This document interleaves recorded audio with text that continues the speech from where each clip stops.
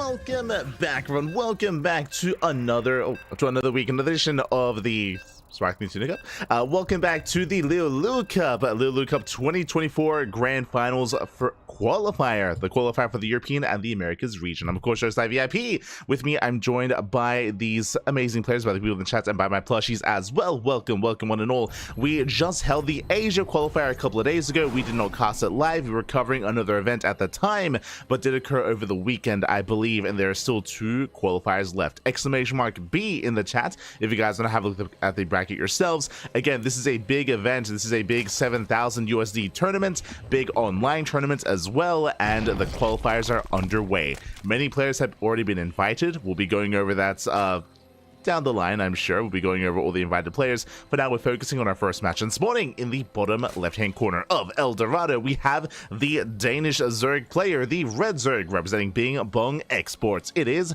Anticor. And spawning in the bottom right-hand corner, we have his opponents. We have the Polish Terran player, the Blue Terran. It is Spirit. And if you're in the chat, you know what time it is. It's Gamba time. Predictions are open. Place your bets on who you think will take the series. Best of luck in the chat, as predictions are open for the next minute or so. So best of luck and good luck in your predictions while they are available. And again, we're settling into our first round matchup. We're here in the round of 16. As a reminder as well, 3 players will make it through into the main event tonight. 2 players from the upper half of the bracket and 1 player from the bottom half, as there is a bronze match. There is a 3rd place match available, so best of luck. We have some heavy hitters. We have players like Spirit, we have Laser, we have MaNa, we have Astrea, we have SKillous, and many others as well. We'll get into it. Again, we'll be going over the bracket itself after this initial series. For now, we have our ZVT. And I'll be honest, despite the fact that Anticor has been competing for many years at this point, I don't think I've ever had the luxury of casting him. I think maybe I've casted a clan war or a team league match with Bing Bong Exports in the past. I think maybe the qualifiers. I'm thinking of the qualifiers of WTL, maybe last season, the season before that. I do think I recall casting Bing Bong Exports back then, but outside of that, don't think I've had the luxury of casting Anticor. So I'm ready, I'm excited, I'm curious what they have to offer. I'm going to be curious here. For now, of course, Spirit is one of the heavy favorites to make a deep run in this qualifier. One of the favorites to potentially qualify as well. I mean, again, as I mentioned before, there are some big names here, and I do rate Spirit quite highly amongst them. Again, Spirit, he is a top 3, arguably top 2 Terran in Europe, alongside Clem, alongside Hero Marine. For now, is going to be dancing across the map with these links. It picks up 1. It's 1 link so far, is going to be zoned away, and welcome one and all, of course, to El Dorado. El Dorado is a map that is very commonly vetoed. We rarely get to experience El Dorado at the competitive level, but we do have it here in Game 1. Interesting. I'm curious as to the purpose of that. I'm curious if Anticor has some spicy builds ready for this as well. Has opted to go for the linear 3rd base for the time being, has not mined through the mineral patches yet. There are goal bases available, and you can try to take these goal bases and expand towards your opponent, but we do see Anticor expanding away instead for the time being. Is going to take that linear 3rd. Likewise, back at home, we have Spirit going to be going for his 3rd CC into Banshee, or into 111, into that starport, into, I would imagine, an add-on swap. There we go. Tech Lab is on the way. So just Heli and Banshee here out of Spirit. Nothing too crazy, nothing too wild so far. Just an economic opener from our Terran player. Again, typically Spirit, he isn't really one to be too aggressive in this matchup. In general, Spirit, he's more of an economic player. Does typically play towards the mid to late game. Isn't really one to go for too many aggressive moves early on. We'll see if Anticor can keep up. But now just getting into link speed, droning up, saturating spaces. The Queens are keeping up with the Hellions for the time being. And we'll see what Spirit can get done once the Banshee hits the field. Airlord Scout does confirm not just the CC, but also the Starport, the Research and Tech Lab as well. Anticor, he will confirm everything in the main. And behind this, going for an early lair. That is a, what, 410? Even earlier than that. So an early lair timing here from Anticor. Curious as to what that's going to be for. We'll see how many gases are going to be taken. This could be for, oh, okay, earlier Bailey Nest as well. Hidden Bailey Nest. I was going to say this could be for earlier gases into something like 2-base Muta. We could see earlier gases into Link Queen Nidus. The Baneling Nest is going to be an interesting one, and we'll see how aggressive Endercore is going to be. So now the Hellions that do poke in, so far going to be zoned away. Trying to catch out one of the queens. There's no chance to use the queen. One more volley. Oh, and it will not go down. The lings, they will zone away. And so far, Endercore does hold. It doesn't lose any queens yet. Massing out more lings. Cutting workers at 2 base saturation. The 3rd base is barely saturated. There we go. Now droning up a little bit further. And so we're just getting ready here for the Hellion aggression. The fast baneling speed here out of Endercore. No Evo chambers. No 1-1. Just going to be straight up Ling Bane. And there we go. 16 more lings on the way. That's what I was waiting for. Endercore is getting another expansion, but it's massing up a lot of lings and soon to be Banelings as well. And I would imagine Endercore is going for a Bane Bust. I would imagine he's just going to be going for an all-in. And going to be hitting with fast Bane speed. Hellions, they die 4. They catch, or they try to catch a Queen Clutch. And as Queen goes down. And you can see here Endercore trying to bait the army onto creep. He's going for the tide. Yeah, he does commit. Hellions, they go for the mineral line. Ooh, they just surface area. Hellions should be going down, but they trade as best they can. 12 drones going to be falling. And now we have to go for the counterattack. That's Baneling speed. It's still a ways away. 30 lings in production. Again, there's no saturation. There's no saturation here at the 3rd base. Endercore is going for the Bane Bust. And can Spirit hold? Can he survive? Banshees doing what they can, clearing up creep. But again, there are no more Hellions. There are some Marines, and there's a tank that's halfway done. But the goal here should be to bust into the natural and to go for the kill. And here comes the Ling Bane. I mean, I keep saying Banelings. No Banelings yet. Looks like they're going to be morphed in across the map. Scan reveals the Baneling Nest. Big moment here for Spirit. Now he knows. He's setting up, and here we go. 21 Banelings on the way. It's all or nothing for Endercore. But he still has to wait a little bit longer, and he's giving Spirit some crucial time here to build up. We have a bunker thrown down here at the 3rd. Tank on the high ground. And we'll see if this is going to be enough. I mean, Spirit is down in army supply. There is potential. Lings, they go for the 3rd. They get eyes on the setup. Going for the mineral line. Picking up a couple of SCVs, or at least denying some mining time. Oh, they get maybe 1? Not even. No single SCV goes down, and Endercore, where do we head? Towards the natural, towards the 3rd. Going for a split push. Going for the bunker. Banelings do crash in. The army gets dragged out into the open. The tanks are exposed. He gets 1. 1 tank gets surrounded. The other as well. Gonna go down. And Endercore, has he done it? The Bio Army forced back massive connections. Marines gonna be going down, but it's not about the 3rd base. It's gonna be about the natural. He has to go for the kill. He has to go for the throat. Banelings, they need to connect. They shut down the wall. But we're running out of Banelings. It's just purely Ling. Marines are falling, getting into the mineral line. There is 1 tank. Up. Can he get the tank? He's trying. No repair. No repair. The tank is going to go down. Oh, the hot pickup. Clutch micro there out of Spirit. Marines, they are trickling out, and it looks like Spirit, he's going to hold. He defends the natural. Will bleed out 18 SCVs. But Spirit, he's still ahead. He's still ahead in workers, ahead in economy. We'll clean this up. I mean, Endercore did a lot of damage, but alas, he needed to do more. Endercore is still all in. And now there's a tank on the high ground. The wall is being rebuilt. Plenty of fire, plenty of Marines. 2nd tank on the low ground as well. And the longer this goes on, the worse it is for Endercore, as he's falling further behind.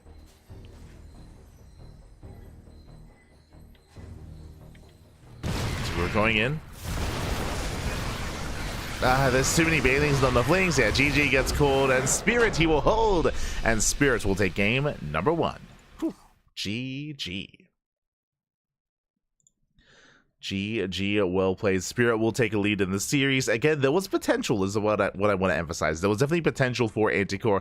Unfortunately, he was slowed down by losing 12 workers back at home to the initial to the initial Hellion aggression. And likewise, he did have to wait for a little bit longer for the Banelings. It did take a while for him to really get things going. And by the time he did, Spirit, he did have enough to defend. Unfortunately, Endercore just barely did not have enough to break the defensive line there of Spirit. It was close, though. It was close. GG. GG, well played. Spirit will take a lead, and we'll see if Spirit can close it out, or if Anticore can fight back and force the ace match. As we're getting into game number 2. Let's go. Let us go. Just catching up with that. Shema, papi, Shema. ¿Qué tal? ¿Cómo estás? Good to see you all. Also, oh my god, I apologize, but at the start of the stream, of course, big shout out to Sort of. He did, of course, give us a massive raid, so thank you so much for the support. We do appreciate it. If you're still around, hope you're doing well, and get some rest, papi. Get some rest. I know it's getting quite late in the land of Korea, but thank you so much. Again, do you see Sando in the chat? I stan. The Polski boys as well. Shema. Mr. Calculon. Everyone else as well, as we're settling into our next game. And spawning in the bottom left-hand corner of ley lines, we have the Danish Zerg player down in the series. We'll see if he can bounce back, representing Ping Pong Exports. It is Anticore. And spawning in the top right-hand corner, we have the Polish Terran player, the Red Terran, leading the series 1-0. It is Spirit. We go. Against Spirit, he was able to recognize what was going on. If you recall, he was able to poke into the natural, confirm there was nothing there. Then he scanned the main. With that scan, it did confirm the earlier lair, the Baneling nest, the Baneling upgrade that was on the way. Spirit was able to set up in time. Despite that, it was still close. It was still quite like a clutch defense. If only there were a couple more Banelings remaining, if Anticore was maybe able to cripple the economy, then maybe could have been able to macro out of it, but alas, barely not enough. Now we're settling into game 2, going to be loading into a much more standard map here, into ley lines. Ley lines does have a quite defendable natural, defendable third base, shorter rush distance by ground. Could see a back and forth here. I'm sure that Anticore has another plan coming into this. Obviously, I mean, he's fully aware that he's going to be the underdog coming into this series, which is why I'm sure he did choose to go for the all-in, especially on El Dorado, where the rush distance by ground is shorter, so you do have a lot more potential there with that kind of aggressive play. But here on ley lines, less so, and I'm curious to see how Anticore will adjust. We'll keep an eye out for the lair timing. As a reminder, last game he went for a 4:10 lair timing, 4:10, which is very early. It was actually earlier than that. It was like 4 minutes and like 5 seconds, 6 seconds, something like that. So very early there timing led to the early Baneling speed and into the early Bane bust, into the all-in. Here we'll see if he does go for an earlier lair once again, or any other earlier tech. That would be the sign of things to come. Likewise, after game 1, I'm sure Spirit is also on notice. I'm sure he's also that much more wary about his opponent, as the Reaper is going to dip in. So far, Anticore is making extra lings. Interesting, getting up to 6. Trading with the Reaper. And 1 ling is going to go down. In the end, Anticore, he will defend, and did just invest into extra lings here just to be safe. Does put him in a slightly more awkward position, but only slightly.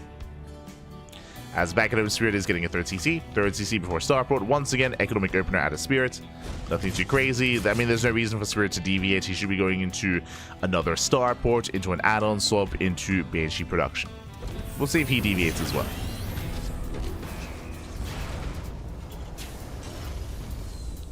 Out of curiosity, why did Anticore drop a 4th last game? Was it for extra larva? I would assume it was just for extra larva, especially considering, if you remember, Anticore, he lost queens in his defense, so he was lacking injects. He was on the lower queen count, so I would imagine it was just for larva. I would imagine.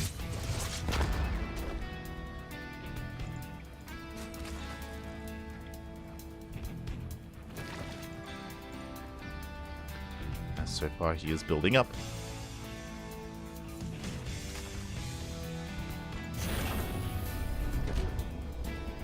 Likewise, there's that add-on swap. Again, 3rd CC into Banshee.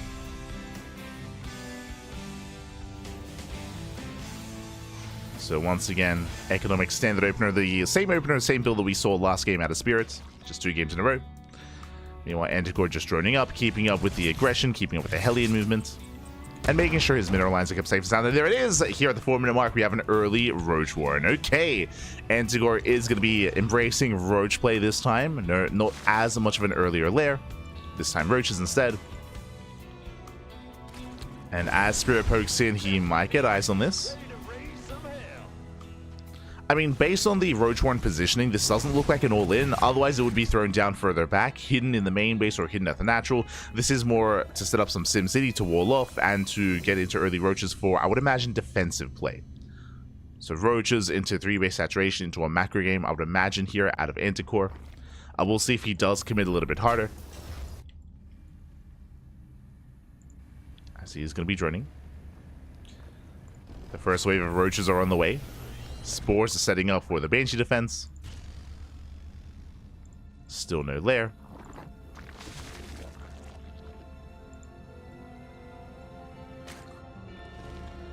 And there we go. The lair just now starting up is going to be saturating, is going to be droning, is going to be getting and gearing up into the mid game. So again, just a more defensive opener here out of Anticore. Just zoning away the Hellions with the Roaches. Again, Roaches are quite beefy, they're quite solid here in the early game. So we have been seeing a rise in popularity of Roach-based openers in ZVT. And from here, we can go in a couple of different directions. We could double down and commit into a maxed out like Roach Ravager Army, or like a 1-1 timing, maybe even a 2-2 timing. Likewise, this can also lead into Roach Ravager into Hydra Lurker play in the late game. This can lead into Link Bane Roach Ravager instead. There are a couple of different compositions that Anticore can go for. But now the Banshees, they do poke in.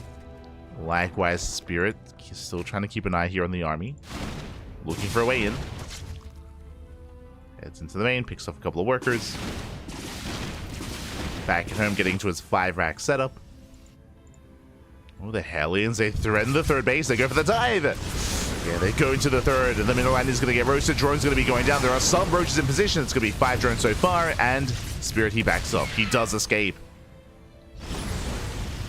Does get away. Now, what is most interesting to me here is that the lair is done, and Anticore, he has not researched Roach speed. And now it makes sense. There's no Roach speed here. It looks like, again, only the defensive play here with the Roaches, and is investing into melee upgrades instead. And a Hydra Den. Okay, that I was not expecting. So I was leaning towards, okay, maybe he's just going to go Link Bane Roach Ravager. We are not again. Oh, the Roach is out of position. Drone's going to be going down. Oh my god, once again, 15 workers going to be falling. The mineral line gets roasted. This is becoming far too much. Far too much damage. 22 drones going down as they do line up towards the end. The entire mineral line does fall. And that is brutal. That is borderline game-ending damage. As a reminder, the purpose of these Roaches was to defend, was to make sure that that did not happen. Especially considering that we're not investing into Roach speed. Like, we're not committing here into any kind of Roach play. So in the end, these Roaches, they weren't really worth it. Okay, now we get Roach speed now on the way alongside Hydra speed. We're taking in a couple different directions. And here comes Spirit. Spirit coming in with a 1-2 punch. He crippled the economy. And he got forced to re-drone. Goes for the dive. Takes out 1, 2, 3 queens go down. 3 queens do fall. And the hatchery as well. There's just no saving the space. There's just not enough to defend. The hatchery is going to fall. And from here, Spirit, he can keep going. Oh, as Anticore gets supply blocked. That was not the time. Again, there's no Banelings, there's no Ravagers, it's just Roachling. It's just purely Roachling, not even Queens to defend, as they did already go down. And from here, Spirit, he can stim and win. GG gets called as he snowballs out of control, and Spirit will take the series 2-0, advancing on to the next round. GG. GG, well played, Spirit. He will claim the series. Shout out to Anticore. Game 1 especially was quite close, was quite intense. The intense back and forth between Spirit and Anticore. Here in game number 2, Spirit, he attempted to go for a safe opener with Roaches, leading eventually into Link Bane Hydra, but he didn't quite get away with it in the end. Spirit, he was so opportunistic with those Hellions, he was able to find a way in. He was able to abuse that third base. Unfortunately, the Roach Queen was not in position. Spirit found a way in. He found a way, and he did find himself with a very nice lead. Again, because he killed 22 drones with that run by, he was able to force his opponent to reinvest into more workers, into more drones. Did mean that he had that much less to defend to get ready for the follow-up push for the move out that ended the game. GG. GG, well played. Very nicely done here by Spirits. My condolences to Anticore, but regardless, I do hope to see more of him in the future, and that is going to lead us into our next series. !B in the chat if you guys want to have a look at the back yourselves. Let's switch our scenes over and catch up together. As the bracket, oh, looks like the first round is wrapping up. Okay, the first round is coming to a close here. Let's zoom in a little bit. There we go. Zoom in a little bit here. But from the top, we have Nickrat. Nickrat takes down Spats 2-0. If this was 2023, even 2022, I would favor Spats, I think. But in recent months, over the past 6+ months, Spats has been a little more. He's been a lot less active. He's been a lot less active as of late. So Nickrat, he is more favored in current StarCraft. Nickrat does take the 2-0. Very impressive. Nickrat up against SKillous. That round of 8 match is going to be a close one, to be honest.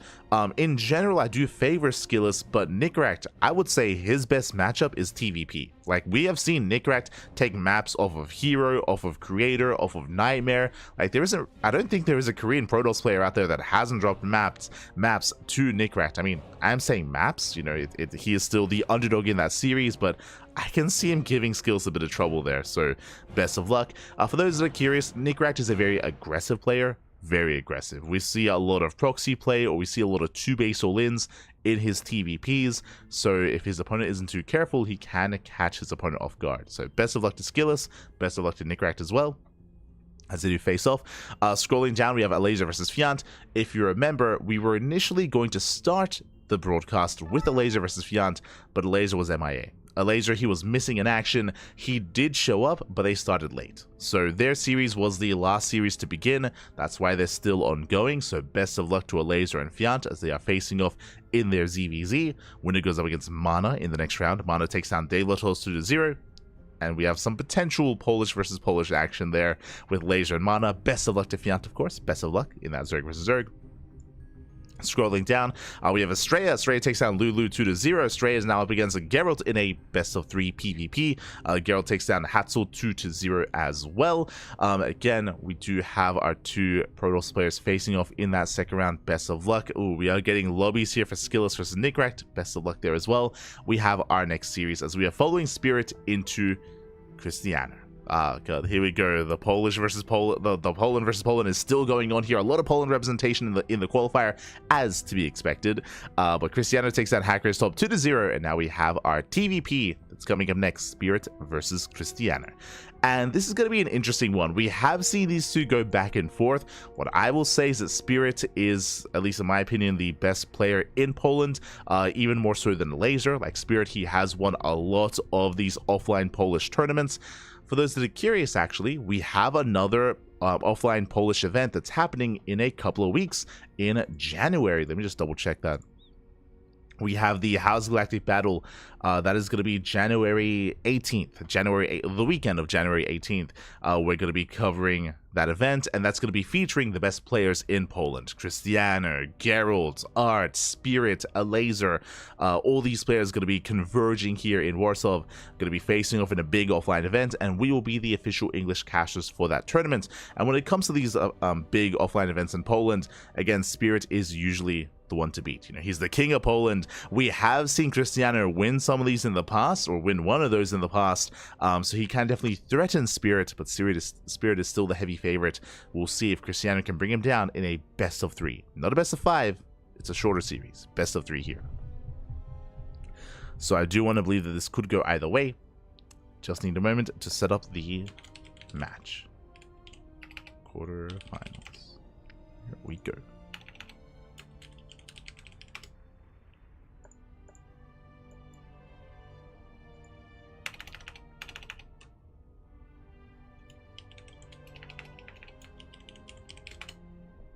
It's actually been a while since we've casted Christiana, if you will, as he's often competing in our online events and winning them as well.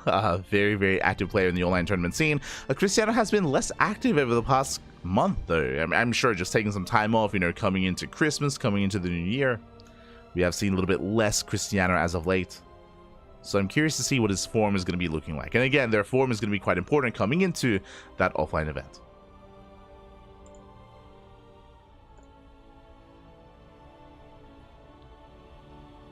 Why is Poland so good in soccer? Este angry pat. Siema. Ay.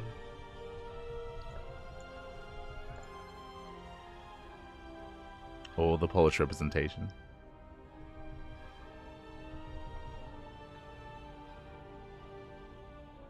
I need some input, Pappy. What do you mean?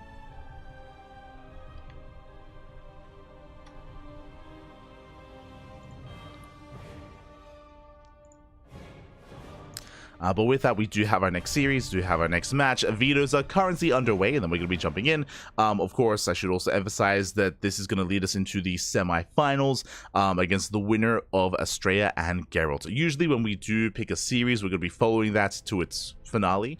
So we're going to be focusing on the lower half of the bracket.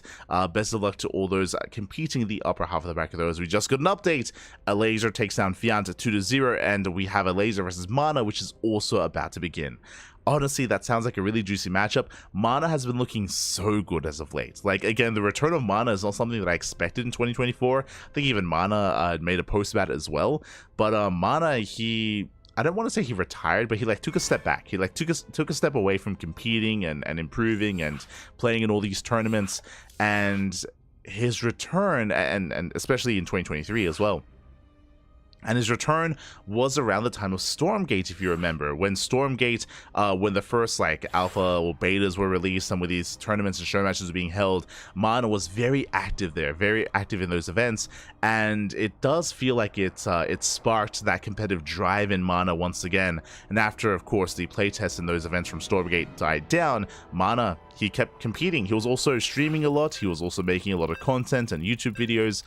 So again, it looks like he was reinvigorated, and he's been improving quite a lot here in StarCraft. It's been crazy to see his performance and his results over the past, I want to say around, what, 4 months? Around 4 months or so post EWC. MaNa, he's been popping off. Has been popping off, but here we go. We're getting to our next matchup, and spawning in the bottom right hand corner of King's Cove, we have the Polish Protoss player, the red Protoss representing Offside Esports. It is Christianer. And spawning in the top left hand corner, we have the Polish Terran player, the blue Terran. It is Spirit. And if you're in the chat, it is Gamba time. Predictions are open. Place your bets on who you think will take the series. Best of luck in the chat. Coming into this, I do favor Spirit, but I do think that the level of skill between Spirit and Christianer is quite close, and I do see a world where Christianer can force the ace match. Can he take the series? I can see that happening as well, but it is going to be a little bit less likely, so we'll see. I mean, personally, I'm hoping for at least an ace match. I'm hoping for at least a game 3, but the pressure is going to be on Christianer coming into this. Here we go. As we settle into King's Cove, one of the larger maps in the map pool. One of the older maps as well. But again, very large, very defendable on 3 bases. The 4th base can be a lot more difficult to hold on to. I'm referring to this center 4th base, or the 4th base on the left-hand side. Much more exposed, much more just wide open and vulnerable here. So as a result, whoever has map control, the aggressing player, can give the defender a much harder time when defending and protecting that 4th, if we can get there. I might be getting ahead of myself. Spirit back at home going for an economic opener. That's a single gas. That's going to lead into a faster command center. We do see Christianer being as annoying as possible, delaying the CC, and he will force it a little bit off center. The CC has been placed, and Spirit can now freely expand. Is it off center? Maybe I'm blind. I think it was maybe thrown down barely on center there. Behind this factory, as a reminder as well, Spirit, he does skip the Reaper. Marine first. What does that mean?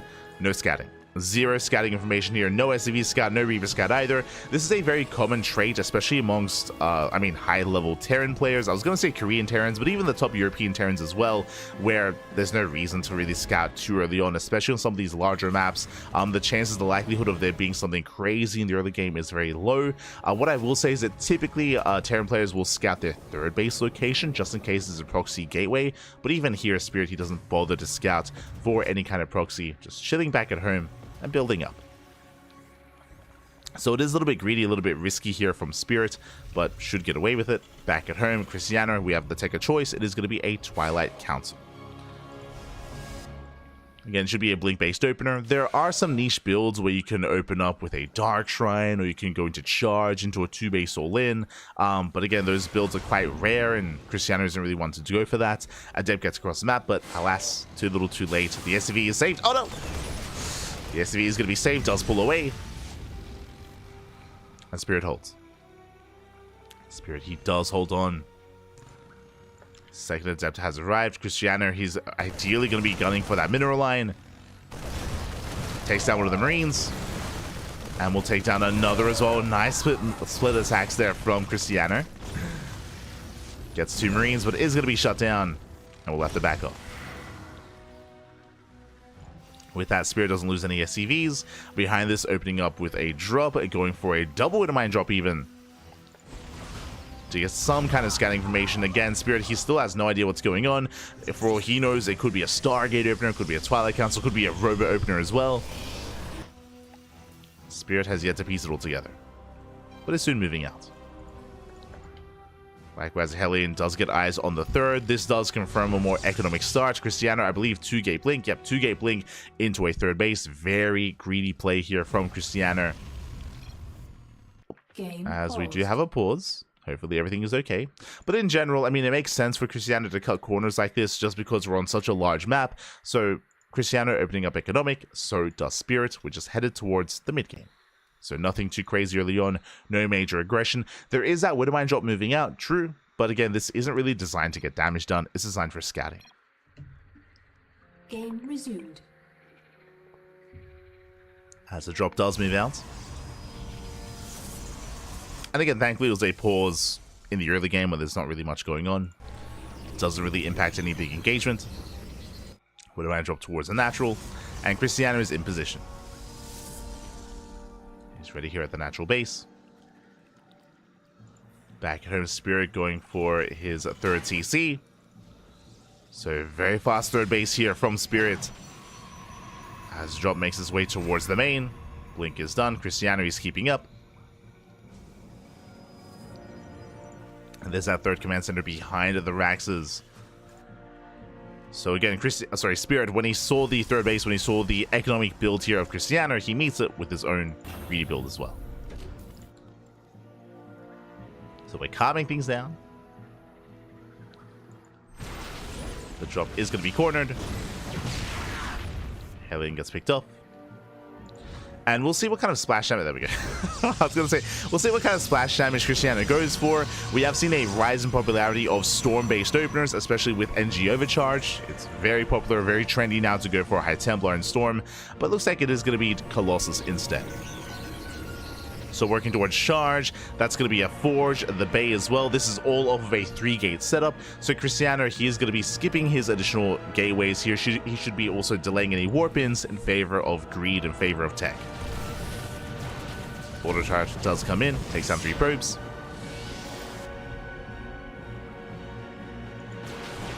Likewise, Cristiano gets across map, denying one of those depots. Does force cancel, getting a kill as well. Not bad.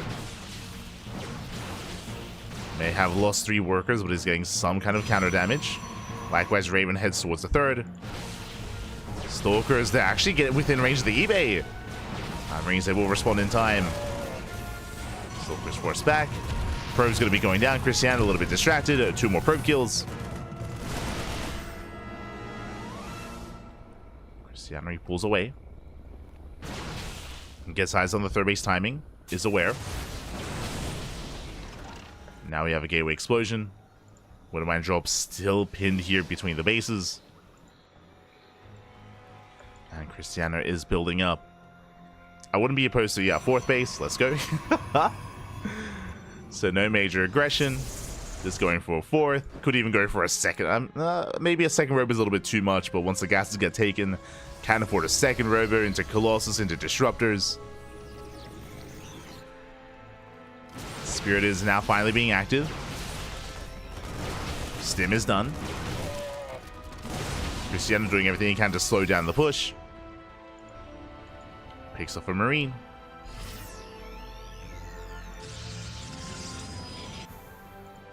Raven orders her to harass into the main. Spirit is being active. So far is dealing some damage. So far hasn't been spotted. Now is. Observers in position. And there's the recall. Drop in towards the natural. And the recall is just in time. Medevac is going to be targeted down. Yeah, Colossus comes in. Wouldn't mind drop coming into the mineral line. Probes are going to fall. Up! Ooh, doesn't pull away in time. 5 probe kills. And Spirit, he gets away with most of his army. Not bad. The medevac survived. It's a very patient play there out of Spirit. At the same time, Cristiano goes for his own counterattack. The tank is exposed. And the tank is going to go down. Going for a massive warp in. Tank falls. SCVs as well. At the same time, Spirit going for another mine drop. Ooh, no reaction. 14 probe kills. And Cristiano, he doesn't react in time. But he's doing his own damage. Dropping into the main. His main army moves out as well. Is pushing towards the third. SCVs are falling. And chaos ensues on both sides. Cristiano, he may have lost 14 probes. But he gets 16 SCVs across the map. Now he's pushing in. Oh. Spirit is in position. He's ready. He is ready for this. Back at home, Autochar doesn't get much done. Cristiano, he's on 4 bases. The War Prism is going to be caught out, and I believe Recall is still on cooldown.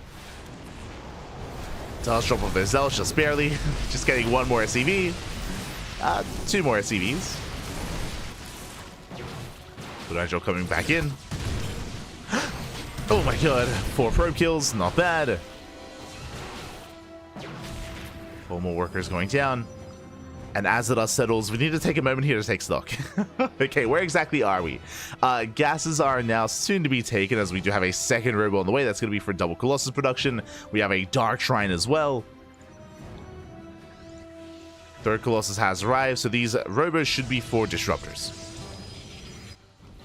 Disruptors should be on the way. Here we go. Gases are being taken. Cristiano is building up. And again, because how large this map is, after the defense of Spirits, he hasn't really moved out yet. And when he does move out, Cristiano should be able to spot this. He's got an observer over the ramp. Does spot the main army. Is where the ghosts. Cristiano getting a 5th. Again, counterattacks and move outs, they take so long to get across the map. Spirit, though, he does rotate towards left-hand side. He's looking for the observer. And Cristiano, he doesn't quite spot this. I mean, he's at least aware that the army is not at the third, and the army didn't push on the right-hand side, so he's ready here towards the left. Jeez, that Raven getting so much value, so much damage. Spirit gets spotted, and Cristiano is out of position. The base is going to be denied. Expansion goes down, a double drop into the natural. Oh, Cristiano taking some mind shots to the face. And Cristiano, likewise, is not ready here at the natural either. He's being pulled apart. They get forced to recall. It's a late recall. The Colossus, they abandon this location. The base goes down once again. And Spirit, he's just pulling Cristiano apart. And again, it all comes down to map vision, map control. That's going to be 14 probe kills.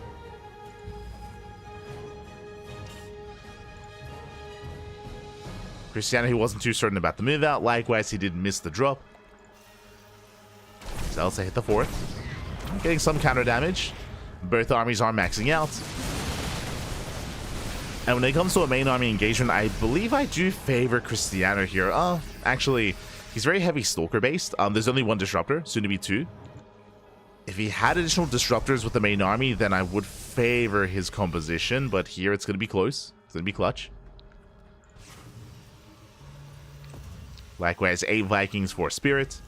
Got plenty of Ghosts for EMPs. Upgrades on the way, getting into 2-2. The auto harass just continues. How many kills does this Raven have? 10. Not bad. Overtime has gotten 10 probe kills. There's still that double drop on the right-hand side. Cristiano does leave an army in position. As the main forces do clash.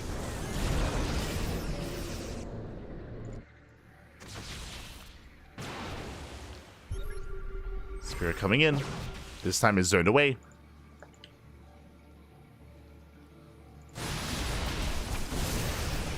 Seeing Cristiano pushing forward. The Vikings, they zone back the Colossi. Nice moves here out of Cristiano, punishing the Vikings. Stalkers do get picked off though. So a bit of a back and forth.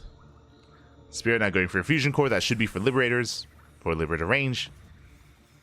And for lead production. God, the Raven. The Raven just keeps going. The Raven does not stop.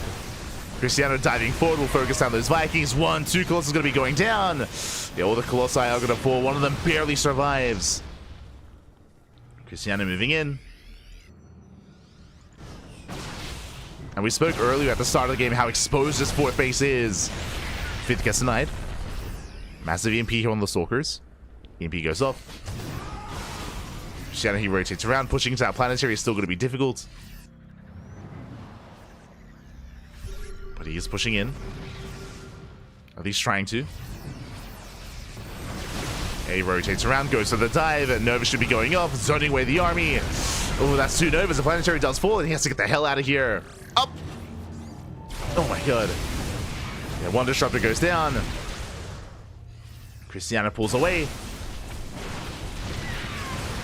Picking up a couple of depots, but doesn't find a way in.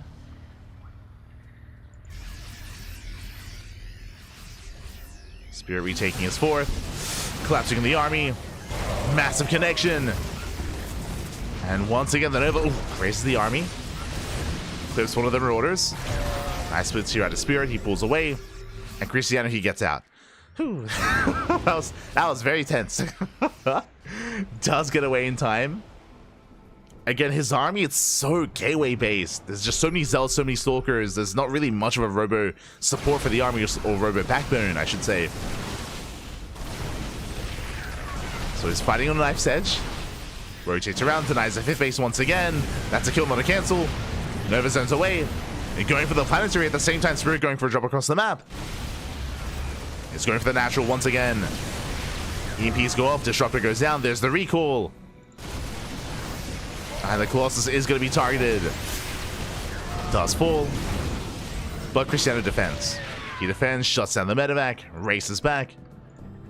And Spirit, he's stuck on 3 bases. He was denied base after base. Planetary after planetary have gone down.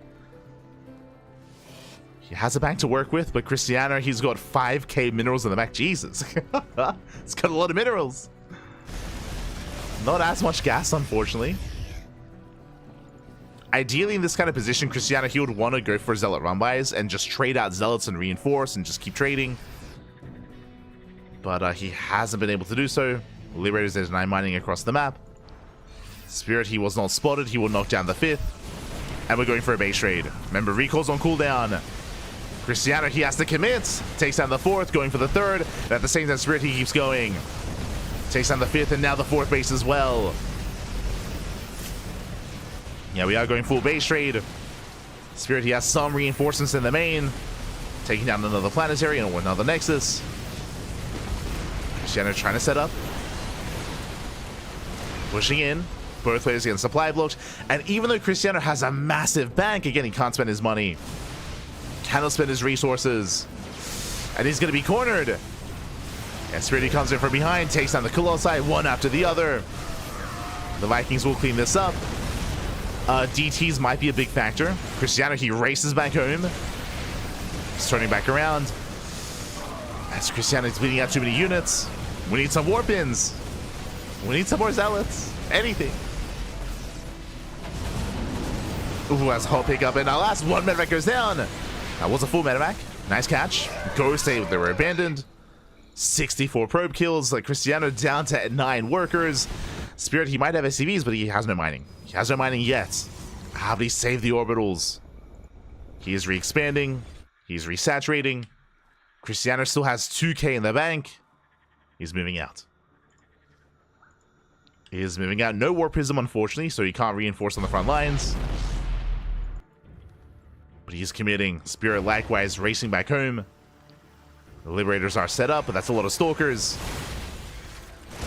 Libs are exposed. He gets 1, he gets 2. Yeah, Liberator's going to be going down. They all do fall, and Cristiano, he might just have too much. Takes down the 3rd. Nice target firing on the Disruptor.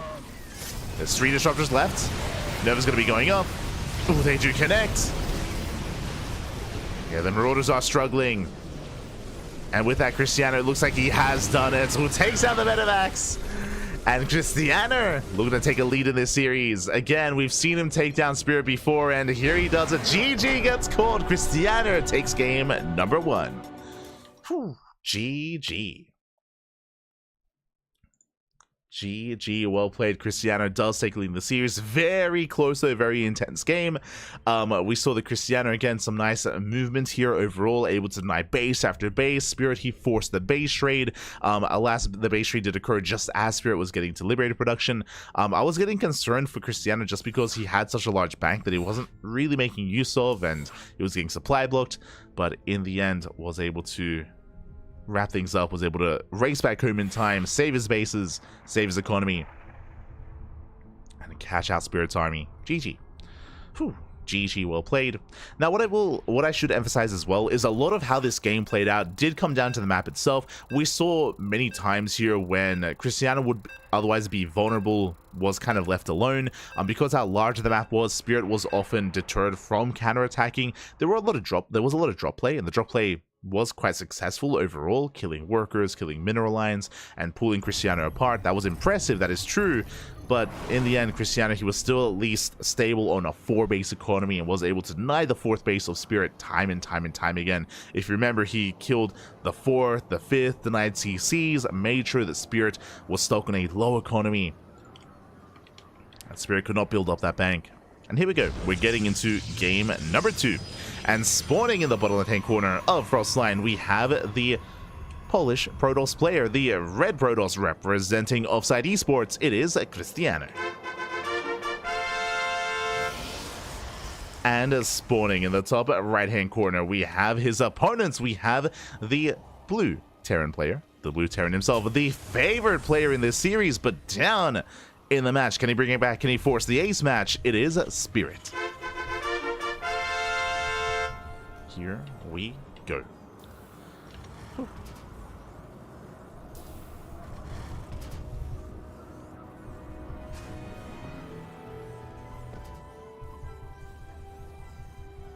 Protoss is dead. Told you it's dead. Ah, copium.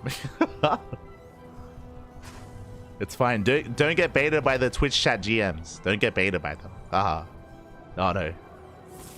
The only GM in Twitch chat. And so now we do have Cristiano setting up, going to be getting to his natural, likewise so is Spirit. Once again, single gas opener. Once again, single gas into a Rax expand. More economic start here by Spirit, just like the previous game.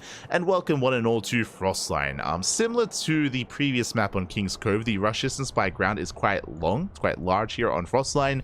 But as opposed to King's Cove, where on King's Cove you're quite secure on 3 bases and your 4th is exposed, here on Frostline, your 3rd and your 4th base are both exposed.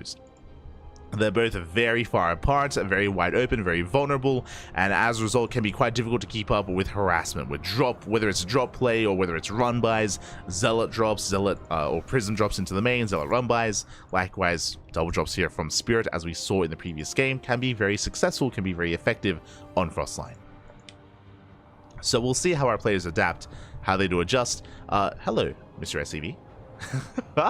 What's going on? We have a factory back at home and we're going for a 1-1-1 proxy starport. Okay, we don't often see this anymore. It's been quite some time, but we should be seeing a starport here from Spirit once the factory is done, and I would imagine we're going to be seeing a proxy medevac into a Hellion drop into the main. Yep, there's Yadon swap into reactored Hellion into Hellion drop.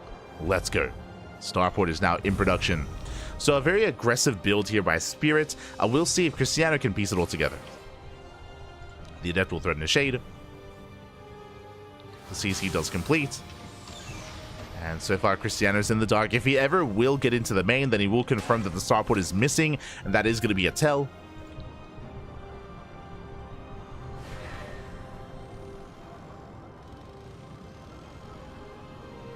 But now Adepts, they do still threaten their Shades. They get eyes on the Hellions. They come into the Shade. Bold's move as the SCV's duel survive. They're one shot away from going down. The Adept tries to dive in, but the body blocking, very impressive there by Spirit. He does defend. He does shut down the Adepts. It's a very nice setup here from Spirit. Does preserve his mineral line, and now he's moving out for his drop. That's 4 Hellions. Here comes that medevac that we did speak of. We do have a full wall off here at the natural. And Cristiano does have a shield battery on the way in the main. As a reminder, the shield battery won't really be too effective because it takes 3 Hellions to one-shot a probe. It takes 3 Hellions, and of course we have 4. Cristiano, he does warp in. You can see him spreading out his stalkers, and he does spot the drop. And the drop has arrived. Hellions, they die for the mineral line. Probes have to spread out. So far, 2 probe kills. Getting up to 4. Ooh, getting up to 6. And we're not done. We're not done. We're down to 2 Hellions, though. Okay, 6 probes do go down. And Cristiano, he has defended. Oh my god. One more probe does fall, but in the end, Cristiano, he should shut this down and shouldn't lose any more workers. As the Hellions, they come back in. Oh, getting another volley. Getting up to 8. Getting 8 probe kills. Another volley goes off. 9 probes go down. Ay. Again, Hellions, they do so much damage here to workers. 9 probe kills, not bad. Spirit, he's racing back home with that starport. Finally gets cleaned up, finally gets shut down. Now we can settle in. Oh, and unfortunately that gateway did complete. A very rough start here for Cristiano. Has to break down his own gateway. Thankfully did have a probe on the other side, so his base isn't too late. His third base is on the way. But he needs a counterattack. As Cristiano, he is falling behind in the worker count. Back at home, what the Spirit has, he has 1 tank in the main, 2nd tank about to pop out as well, 3rd CC is on the way. Oh wait, yeah, 3rd CC. 3rd CC is already in production. And Cristiano's gonna have a hard time pushing in. As the bunker is done, eBay gets delayed, not bad. Nice control here by Cristiano. Can he force a cancel? Tank is out of position. You can see him moving forward. 2 more volleys. Can he get it? Tank shot goes off, and the eBay is barely going to be cancelled. Whew. Not a bad pickoff. Upgrades are delayed. Did cost Cristiano 2 stalkers. Yeah, 2 stalkers did go down. But again, that does keep Spirit contained for that much longer. It's all about delaying the move out, delaying the push, while Cristiano recovers.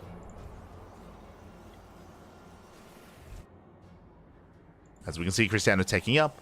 +1, 2nd Forge, Bay as well for Colossus. And Cristiano, this is his army. He's down to a handful of stalkers. But Spirit doesn't really have any pushing power. Spirit should not move out without his upgrades. He's waiting for Stim, combat shields, +1.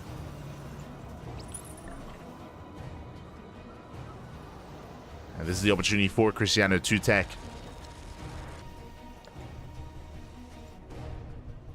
Spirit now looking to claim his 3rd.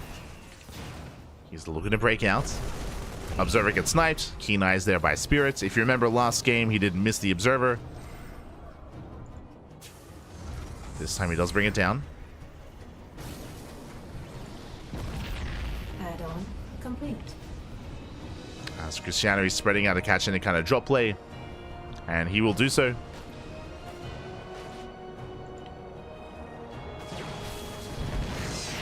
Tank volley goes off. Cristiano has to retreat.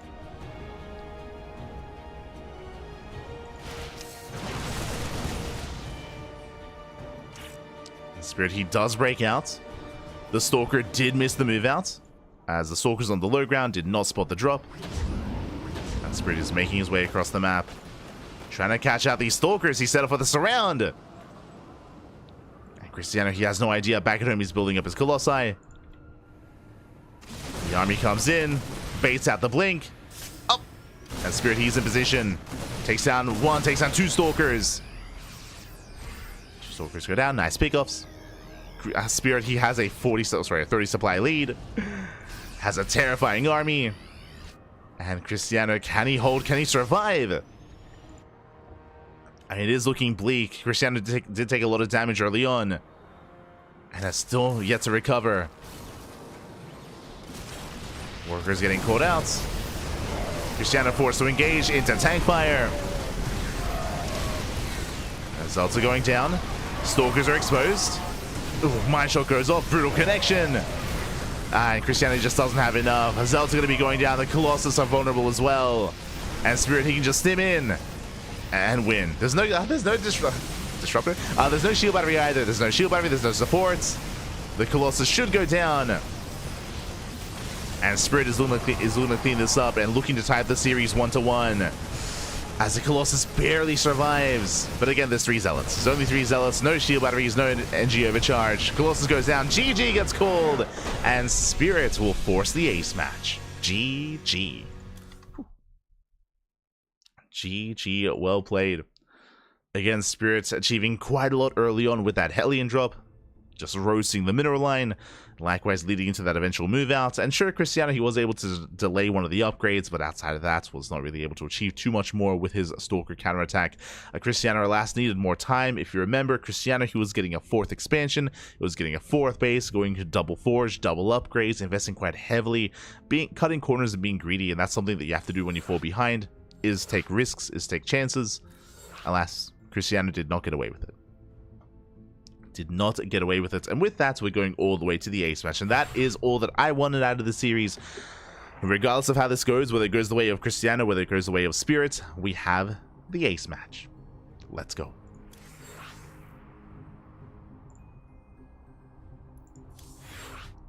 Let us go. And we'll see how this story ends, as game 3 is going to be on Amygdala. Interesting. Going to be loading into Amygdala here. Another one of these, kind of like a hybrid map, I will say. It's quite defendable here early on in the mid-game. Once the rocks get knocked down, it can be quite difficult to keep up with army rotations, as the map does open up quite heavily. But we'll see how the early game goes. Here we go.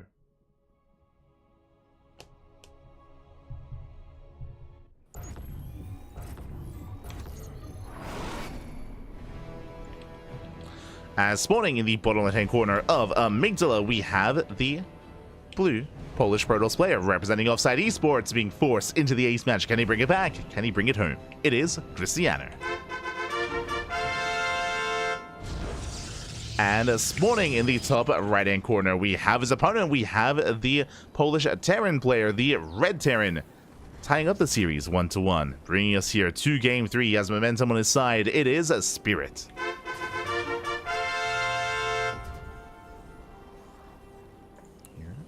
Go. As we are going to be settling in. So far, every game in this series, Spirit has gone for an economic opener, both game 1 and in game 2. Just rack single gas into a faster CC. Of course, last game we did see something more aggressive with the proxy starport into a Hellion drop. We'll see if Spirit does spice things up once again. I'm sure Cristiano this time is going to be a little more on notice when it comes to early game aggression. We'll see how this goes. Again, welcome one and all to Amygdala. Amygdala is a very interesting map just because the bases themselves are decently defendable. I'm referring to the 3rd and 4th base. The goal base can be quite difficult to hold on to, especially if you do not have map control. But rotating between bases can be quite awkward in the mid-game, at least until these rocks get knocked down. Once they get knocked down, then rotating is a lot easier here for the aggressing army. But because of how difficult it is to be aggressive in the early to mid game, we do see a lot of late game here on Amygdala. And we'll see if that's the case here. For now, we do have the CC on the low ground. As I did mention, once again, economic opener out of Spirit. And does open Marine, but is going to follow up with a Reaper. Okay. And with that Reaper, Spirit, he can move out. He can get some scouting information. He can try to get a read on what Cristiano is up to instead. And I think this is the first Reaper of the series.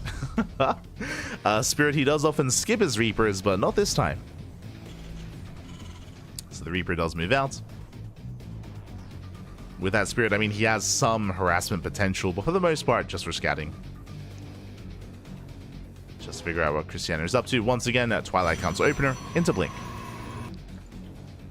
Adept moves out. Does pass by the Reaper.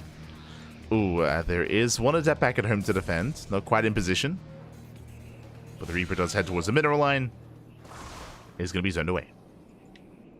And the Reaper does get eyes on the tech. So Spirit is aware.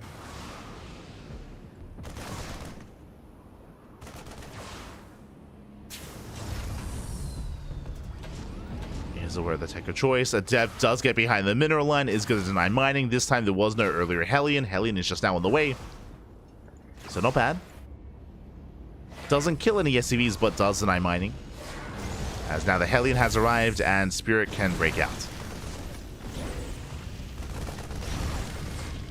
Force Adept to shade away. Likewise, Reaper is being hunted down. And might be able to escape here. Up, up. Oh my god. So we have Blink, extra gateways. Just a 2-gate opener for the time being. And the Reaper does escape. Gets away.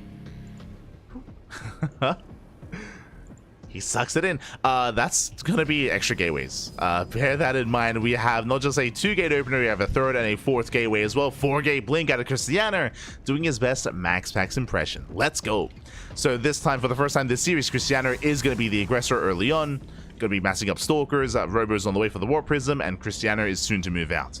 We'll see if Spirit can hold back at home. Spirit likewise also being aggressive as well. Previously in Game 2 and even in Game 3, in Game 1, we did see earlier command centers. This time Spirit goes for a 3-1-1 setup into an add-on swap into tank Banshee production.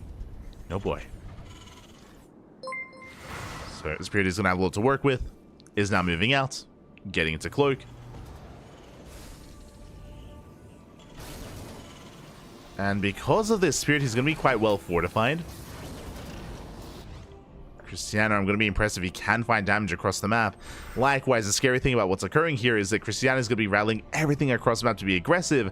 Back at home, he might not have much to defend. Does he have an observer? The answer is the first one's on the way. First observer is in production. It is thankfully rallied back home, checking his vision. He did scout. He did see the researching tech. Oh my god. My apologies. Did he see with the Adept? It looks like an Adept made it in earlier, and he did see everything he needed to. Okay. Oh, the Hellion does distract. Banshee hits the mineral line. Hellion goes down, but probes are falling. At the same time, Cristiano getting across the map. Ooh, I mean, there's only one observer. And it's busy back at home. Cristiano's going to be forced out. Tanks are in position. Good Sim City. Oof. Cristiano, he has to retreat. And again, the observer is preoccupied. And just like that, Spirit defends. Oh! Cloak runs out! Spirit here overextends, leaves the Banshee idle. Nice pick off there from Cristiano. But the army is battered and bruised. Now he's forced to expand, getting a 3rd base.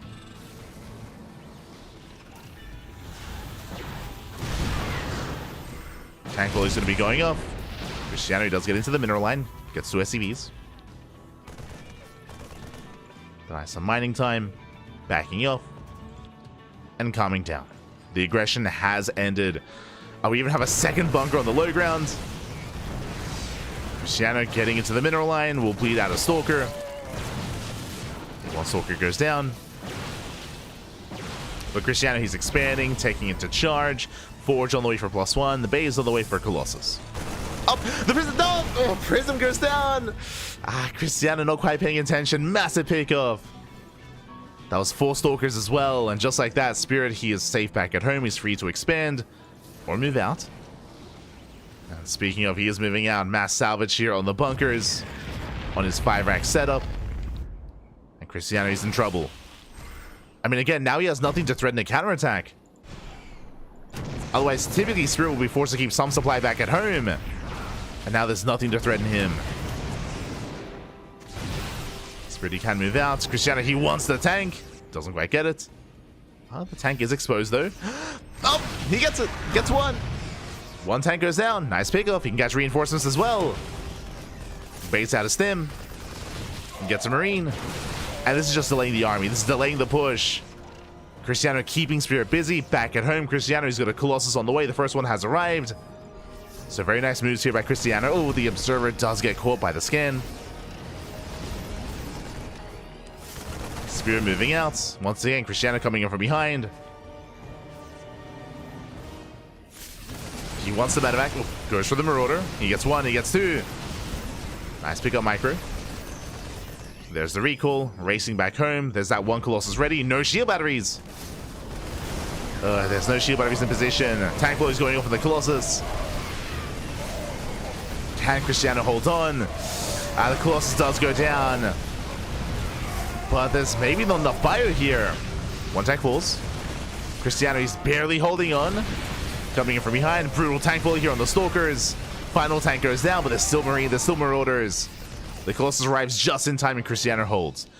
Whew. That was a very close defense. And a lot of that came down to Cristiano delaying the push, to be honest.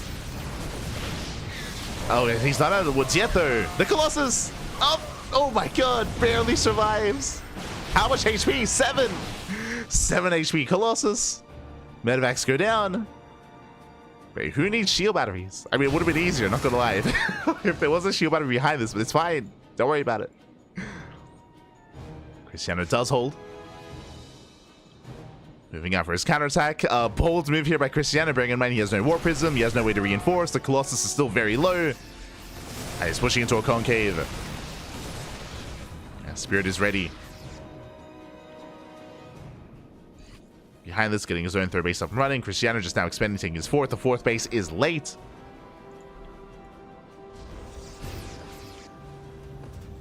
Spirit does move out with drop play. Cristiano attempting to stabilize. Still very uneasy, though. Spirit can still threaten with this army. Going for a split push. Main army towards the right. Single drop towards the left. Cristiano going for his own Zealot run by. And we'll get some SCVs. Likewise, he deflects the main army. Anything here in the natural. Oh, there is a recall available. He goes to the warp in. 5 probes going down. 6 probes going down. Nice target firing at a Spirit. Gets 10 workers. Ay, ay, ay. 10 probes do fall. Cristiano moves out across the map. Pulls moves, splits up a couple of units, gets into the mineral line. We'll get some SCVs. Not bad. Gets a couple of workers, blinks the hell out of there. 7 SCVs going down, Zealots back into the third, pulling Spirit apart. SCVs are going down, late reaction at the Spirits. Even forcing friendly fire, tank shields going off the middle line, 14 SCVs go down. The friendly fire, I feel like the tank killed more workers than the Zealots, but ay, ay, ay, 14 SCVs do fall. Cristiano is back in this. He's still in this, papi. Let's go, Dark Shrine on the way. Our now Spirit has Ghosts. Ghosts have arrived. Viking production as well. Spirit just rounding out his army. Zealot once again get into the mineral line. This time Spirit, he unsees a tank. Wise move. This time no friendly fire. And just repositioning. Bunker is now done. So Spirit now taking this seriously. Does fortify his third. Cristiano pushing in. We have 2 more Robos on the way. That's going to be triple Robo or triple Disruptor production. That's going to be a lot of Disruptors for Cristiano. Once again pushing in. He shouldn't commit though. Massive EMPs. EMPs pop up. Couple of Zealots, they peel off into the mineral line. SCVs are going down. Zealots, I believe they do catch the tank. Not bad. And Spirit, he drops into the main. That's Cristiano. He had Warpins available. He defends. Pushing in once again. Again, I believe the purpose here is just for Zealot run-bys. And the Disruptor count is slowly building up. Both armies are maxing out. I believe Spirit has a 4th CC. Yep, now landing on location.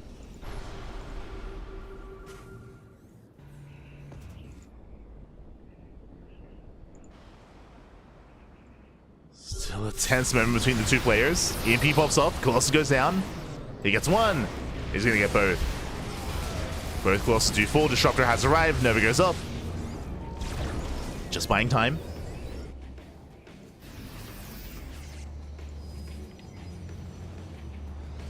He's just trying to buy time, but the Disruptor count is still too low. Yeah, where are the Disruptors?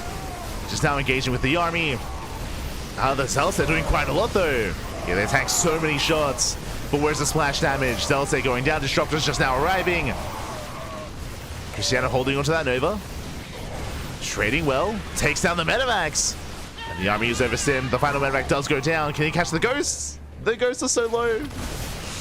He commits. Gets 1. Gets 1 Ghost. Cristiano, he retreats. Spirit attempting to take the gold. Here we go, Cristiano making 2 Colossi at a time. I mean, the Viking count was reset. Did take down all the Vikings. Cristiano's zoning the army away. Hot pick up there out of Spirit. 2 more disruptors have arrived. Never goes off. Once again, no big connection. Gold base is being taken. And Spirit with a punish. He wants the disruptors. He gets 1. Oh, not quite. Whew. Doesn't quite get the base. Doesn't quite get the disruptor. Gold base is getting up. Cristiano here is here to punish. As Cristiano does have map control. Behind this, getting his own 5th. Sorry, 6th base even. The force fields. Oh my god. The force fields. They lock down the mineral line. There is no escape. Nice catch from Cristiano. Locks down the SEVs.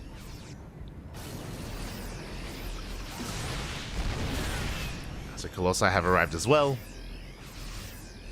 Still no Vikings here from Spirit. Likewise, though, Cristiano's out of position, forced to recall. 11 probes go down. Cristiano, though, he commits. The army coming in from behind. Oh, there's no way out of this. Remember, recall's on cooldown. Colossus goes down. Massive pickup. Cristiano's getting caught out. Another Colossus falls as well. And Cristiano, he may have overextended. There's no way out of this. Novas, they do zone the army away. Cristiano, he has to leave. The Novas, though, gets away. Does get away, busts into the mineral line. That was a very risky move out of Cristiano. He almost got surrounded. He pulls away. Did cost him 2 Colossi, though. Remember, the Colossus count was reset once again because of the surround. Another Colossus has arrived. Mineral line going to be falling. Cristiano just abusing the economy here with Spirit. 24 SCVs going down. Is the defensive warp in? Spirit going for drop play. Scans top left. Oh, there is no warp in. And probes are falling. Cristiano, he does respond with his main army. And this Nexus should fall. And Spirit is pushing towards bottom right. Cristiano, he can't keep up. Do we go for the base trade? We may just go for the base trade at this point. Top left goes down. Bottom right goes down. And Cristiano, he will get the planetary. Bases are falling left and right. Recall is not quite available. Yeah, Cristiano needs to race back. And that's another base falling. And another as well. Jesus, that's going to be 4 Nexi falling in like 1 minute. And Cristiano down to 2 bases. He's going to be forced all in. Cristiano heavily supply blocked. Disruptors, they get caught out. Oh my god, massive pickups. That's 3 disruptors falling. Cristiano's just getting picked apart. He could win in a head-on fight, but again, Spirit is not giving him that. Doesn't give him the fight he wants. Cristiano, he has a bank. He can't spend his money. Pylons are on the way. And he has to commit. Likewise, Spirit doesn't really have much of an economy to work with either. Very scrappy game state. But in a head-on fight, Cristiano, he can win. Chasing out the ghost. Oh my god, the ghosts are exposed. Ghost going down. Confirming there's still no gold. Behind this, Cristiano double expanding.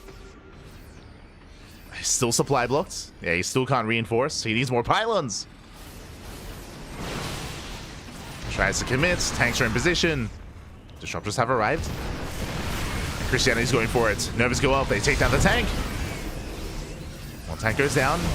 Another Nova zones away. No more disruptors left. Or no more Novas left. Getting to the mineral line. Warping in DTs. I mean, there are the pylons again. Cristiano, who was missing those pylons for so long.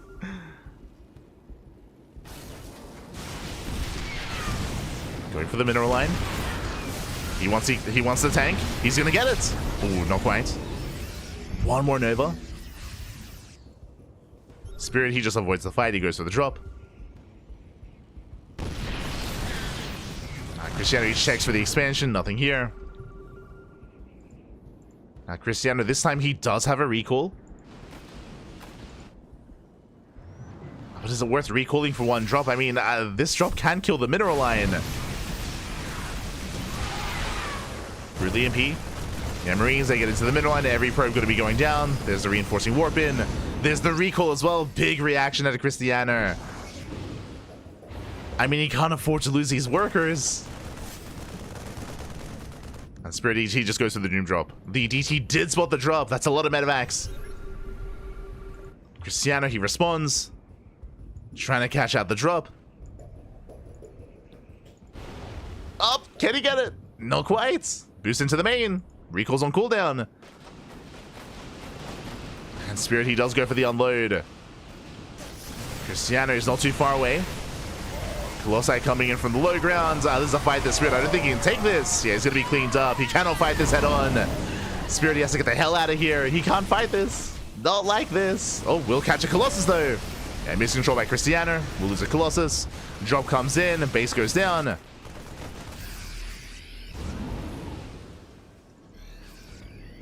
Again, the drop play is winning Spirit this game. Like Spirit, as we've been pointing out for quite some time at this point, Spirit, you cannot fight the main army. Just going for a non-stop drop play. Picking him apart, taking down base after base. Spirit now lifting up his main, getting desperate, going for the gold. Cristiano, he will spot the army. Once again, Cristiano out of position. Okay, he's not quite ready. Natural base is going to go down. Cristiano getting frustrated. This Alarambe can take down the tanks though. Yeah, these tanks are going to go down. And Cristiano is not in position here at the third base either. The Disruptor does fall. Brutal pickup. Cristiano just getting picked apart. At the same time, the third base, that's a kill. That's a kill, not a lift. Spirit otherwise distracted. And Cristiano is down to one base. Down to one Nexus. He stims in. He can get the Disruptor. He can get the Disruptors, get the Colossus. Cristiano just getting picked apart here. Down to one Colossi. No more Disruptors. And Spirit, he has the gold. He has the gold base. He can maintain himself. Spirit has mining. And Cristiano, he at one point not too long ago had 3 Colossi, had 3 Disruptors. Now down to 1. 1 Colossus left. But there's not much of an army here. Purely Zealot could win this game. The Zealots, they have arrived. They're going for the mineral line. Spirit, now no more mining. Again, you can sense the frustrations from Cristiano. He's like, just fight me. Ay, ay, ay. Spirit, he's down to 0 economy. He's mining gas. That's all he has. And even then, when it comes to the main army, he's looking at the unit tab. There's 1 ghost, soon to be 4. There's 3 ghosts on the way. I mean, ghosts have a lot of value. Like EMPs, like a gateway army can be terrifying, but EMPs can completely nullify the strength of a gateway army. True. With some solid EMPs, there is still that 1 Colossus though. Cristiano going for the gold. Is there... I was going to say, is there a world where Cristiano stays at home and just tries to macro? But with these command centers, with these orbitals, I don't think it's quite possible for that. Like, I think Cristiano has to be active. It's a hard call to make. I mean, the reality is that if Cristiano moves out, he's gonna be forced to recall. Does have a recall available.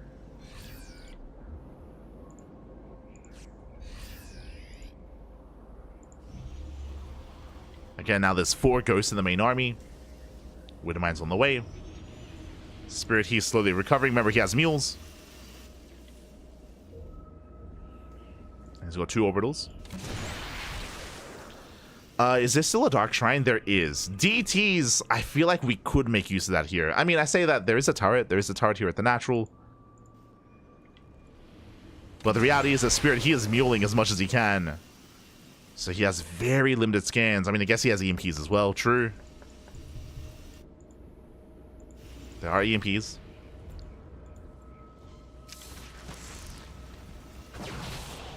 Oh! That's Cristiano. He has eyes on the main army. Gold base is finally getting up and running. Cristiano, he can finally mine. Spirit, he can gain map control though. Spirit does have the larger army now. And Spirit, he may just outscale. Again, this base mining is just so crucial here for Spirit. And now he's headed towards the gold. The gold base is exposed. Cristiano, he has to pull away. Coming in from behind, though. Trying to catch out the army. There are Widowmine set up. And there are EMPs. Ooh, Brutal Mind Shot goes off. EMP connects. Does graze the Zealots. Cristiano having a hard time pushing in. EMP once in, connects. And Spirit, I think he has it. Yeah, he does have it. Takes down the Zealots, the Stalkers, and now he can just stim and win. There's not enough here. Wow, what a comeback. GG gets called, and Spirit, he will take the series 2-1, advancing on to the semi-finals. GG. Whew. GG, well played, Spirit. He was down and out in this game, I'll be honest. It was a really rough position for Spirit. He was being knocked down, he was being torn apart at times, and again, for so long, I want to say for the past 10 minutes, Spirit could not fight the main army of Cristiano. He was just going for mass drop play, just non-stop doom drops time and time again, hitting northern bases, southern bases, force an awkward recall, and from there, Cristiano, he just could not keep up with the movements of the bio army. Like, you can tell Cristiano, he was like, just fight me, Bobby, just face me. Never happened, not until the end, of course. And Spirit did well for himself. Taking down bases, taking down mineral lines, catching out a Colossus here and there, catching out a Disruptor here and there as well. And over time did pick Cristiano apart. GG. GG, well played. With that, Spirit will advance on into the next round. And the question becomes, does he have an opponent ready for him? Let's find out. Let us find out. As we are heading over here to the bracket. There we go. We have plenty of updates coming in. Astrea takes down Geralt 2-1. Went to the ace match. Shout out to Geralt. It did bring it all the way to game 3. But Astrea does claim the series. And with that, Astrea is facing off against Spirit in the next round.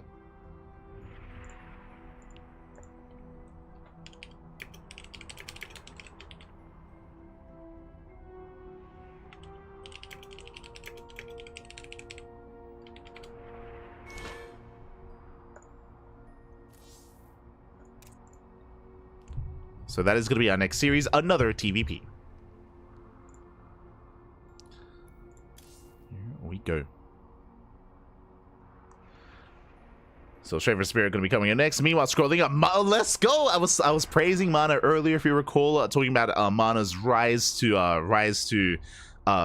fame, rise in skill over the past 4 months. It's been very impressive to see MaNa take down bigger and better names time and time again over the past 4 months, post EWC, post that stint in Stormgate, and MaNa to take down a laser 2-1. Very impressive play here once again out of MaNa. Again, MaNa, he's back. He may be one of the more veterans of the scene, but still can take it to the best of them out there. So very impressive. SKillous takes down Nickrak 2-0, and we have the upper qualifying match underway as well. It is going to be a PvP between SKillous and MaNa. Both these matches are happening at the same time, and as I just mentioned, these are both qualifying matches,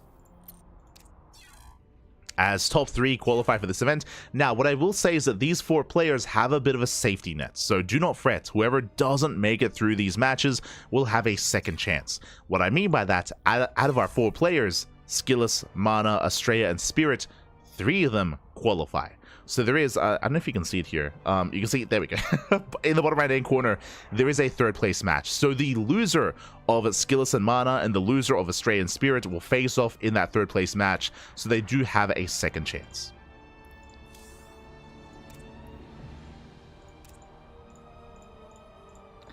They do have that second chance here, as we are nearing the end of the qualifier. So again, these matches are happening at the same time. We're going to be covering Astrea versus Spirit, and we're most likely going to be following the loser into that 3rd place match. This finals, this upper match, doesn't get played out. This is just to determine who qualifies, of course. But the winner of the semifinals, they will not play. They're just going to be qualified in. They're just going to be qualified in. They do not play the finals. Just as a heads up.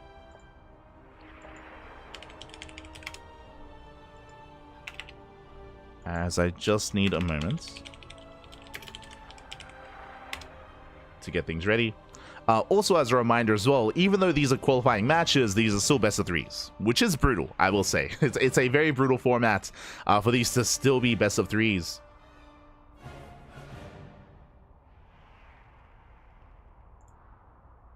As anything can happen.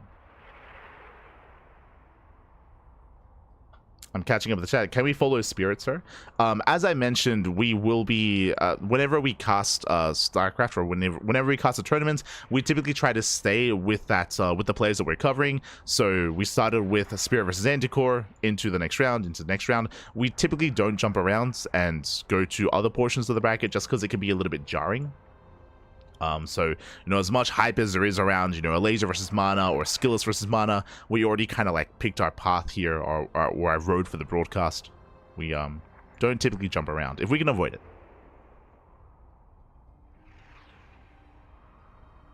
MaNa been on his hair lately? Yeah, as we mentioned, like, again, for the past, I want to say, like, almost half a year, MaNa has been looking very good, very impressive.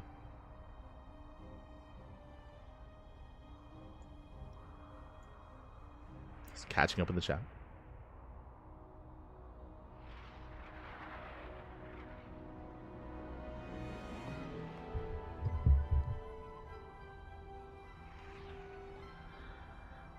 Oh, amazing. Was good. And again, hopefully that series as well shows to a lot of players or a lot of people that maybe don't watch our tournaments too much, just how much Cristiano has improved. Again, I would say, I mean, if we were casting maybe at the start of 2024, I would say that Cristiano is arguably the best Protoss in Poland right now. But, I mean, as we did mention, in recent months and recent times, MaNa has been like gearing up. Like, MaNa has been looking very strong as of late, so I no longer say with confidence that Cristiano is the best Protoss player in Poland just because MaNa has been looking very strong as of late as well. But I would say they are top two. Geralt is up there as well, but in recent years, Geralt has been one step behind Cristiano. They still go back and forth, but we are still yet to see that reflected in competitive play in events like the House Galactic Battle.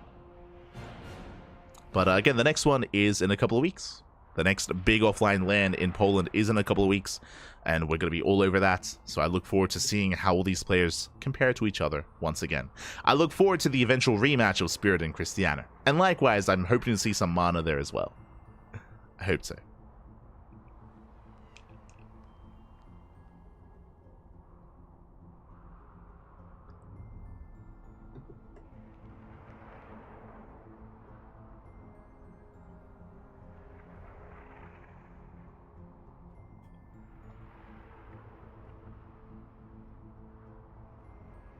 We need nukes.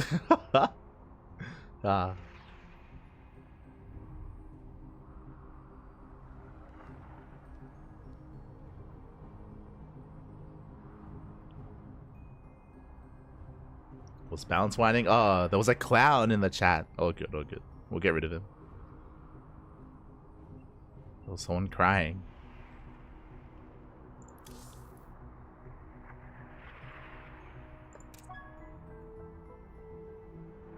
But with that, I guess we have a little bit of downtime. We have a little bit of downtime here as vetoes are underway and our players are just getting ready for the next match. Again, we should have 2 series left here today. 2 series left. This is, of course, a qualifying match. Then we'll have the bronze match or the 3rd place match after this. There is a chance if this series is short and if the upper series is long, then we might be able to catch a tail end of MaNa versus SKillous. But there's a low chance of that happening as I think they're already underway. I think they already began. So for now, we're going to be going on a short break, and when we come back, we will have our next series. We'll have our next best of 3. See you soon. See you soon. Take this moment to drain your disruptors, massage your marines, hydrate all of your hydras, and we'll be jumping in soon into this next series. See you then. See you then.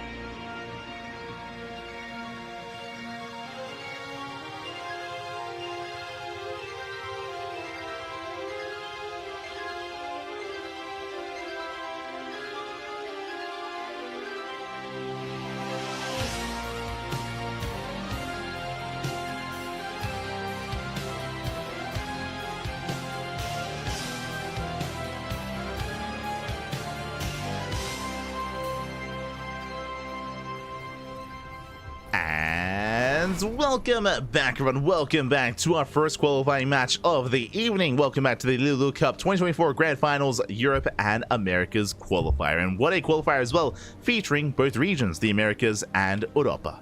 And here we go, the regions, they do clash in this best of three, and spawning in the top left-hand corner of Neo-Violet Square, we have the Polish Terran player, the Teal Terran. It is Spirit. And spawning in the bottom right-hand corner, we have the American Hope himself, the American Protoss, the Red Protoss. It is Astrea. Here we go, and if you're in the chat, you know what time it is. It is Gamba time. Predictions are open. Place your bets on who you think will claim the series. Best of luck in the chat, as this is going to be a very intense best of three. Personally, I would love to see both these players in the main event, but alas, there is only, at least currently, room for only one. As a reminder, though, there is a third place match available, so the loser of this series will have a second chance. They will have a second chance. But now, though, we're going to be settling in. Welcome one and all for the first time here tonight to Neo-Violet Square. I'm a little bit surprised. This is the most vetoed map in the map pool. As much, if not more, to El Dorado. I mean, quite comparable, I would say. Both those maps are just often vetoed every single time. Reason for that, of course, is because of how large and how defendable this map is. It is much, much easier here on Neo-Violet Square to expand and to stabilize and to max out on your 2, 3, 4, 5 base economy. Breaking a 5 basing player can be quite difficult here on Neo-Violet Square. Likewise, there are also goal bases available as well. There's the Pachinko machine with these squares that can make things quite awkward to engage in the center of the map. So we might be in for a long one. Typically here on Neo-Violet Square, it is a game of greed, and I feel like that's where Spirit does thrive the most. But now, economic opener. Going to be a Rax into an expand into a more delayed factory. Is going to be settling in to his own build. Likewise, so is Astrea. Here we go. And again, Spirit, he just came out of a very intense TVP himself, but no rest for the wicked. He does calm things down, jumping right back into another Protoss versus Terran. I'm sure Astrea was watching. I'm sure he was paying attention to how Cristiano was approaching that series, and we'll see if Astrea does take a different approach. Something important to take note of is that Cristiano, every game, did go for a Blink-based opener, and did end up with a Gateway and Colossus-based army. What I'm getting at is we saw no Storm. There was no Storm out of Cristiano at all in that series, and I'm sure Astrea is willing to embrace that a little bit more in this best of three. But now, we're settling in, is going to be Blink. Twilight counter into Blink, and Depth Shades across the map. Will attempt to delay mining here at the natural. Takes down one Marine. One Marine goes down. Boy is pulled. Mining is denied. And Astrea, he will shade away. Dips in, dips out. Disrupts some of the mining, gets the hell out of there, and back at home, Spirit going to be opening up with a Widowmine drop. Okay, let's go. Widowmine drop is on the horizon. Astrea throws down extra gateways. He does have a 3-gate setup, 3 gateways in the main. Ooh, and it looks like he's setting up to expand here at the pocket base. We'll see. Pylon is going to be thrown down, potentially just for spotting. Okay, just for spotting, as Astrea is going for the linear third. So just a 3-gate blink into a third base. Very safe opener here by Astrea. Likewise, Spirit across the map, moving out with his drop. I assumed it was just going to be a Widowmine drop, but my apologies. It's going to be a Marine Widowmine drop instead. Going to be slightly more committed here by Spirit. Well, meanwhile, the Adept will spot the drop. At the same time, we have double Hellion on the right-hand side. So Spirit going for a split push. He will get eyes on the third. Pushing in towards the natural. Astrea otherwise distracted. Hellions, they do attempt to dive in. Nice moves out of Astrea, though. Does block off, does delay the Hellions. Who will deflect. At the same time, drop into the main. And the Marines have arrived. Probes, they're going to be targeted down. So far, getting 3 workers. Hellions, they dive in. Astrea is in position. But probes are still going down. Spirit, he barely gets 1. He gets 2 more. 7 probe kills in total. Very nice damage. Blink is done. Oh, despite that, the mine shot goes off, takes out a Stalker, and the medevac will escape. Medevac gets away, and so far a very successful attack here by Spirit. Gets 7 probe kills and gets away with a medevac. So far, so good. Spirit, he starts things off with the lead. We do see Astrea going to be doubling down with double Forge. Oh my god. This tells us that Spirit is, sorry, that Astrea, okay, never mind. I was going to say it was going to go for a very gateway heavy composition, but it's going to be Forge into Robo.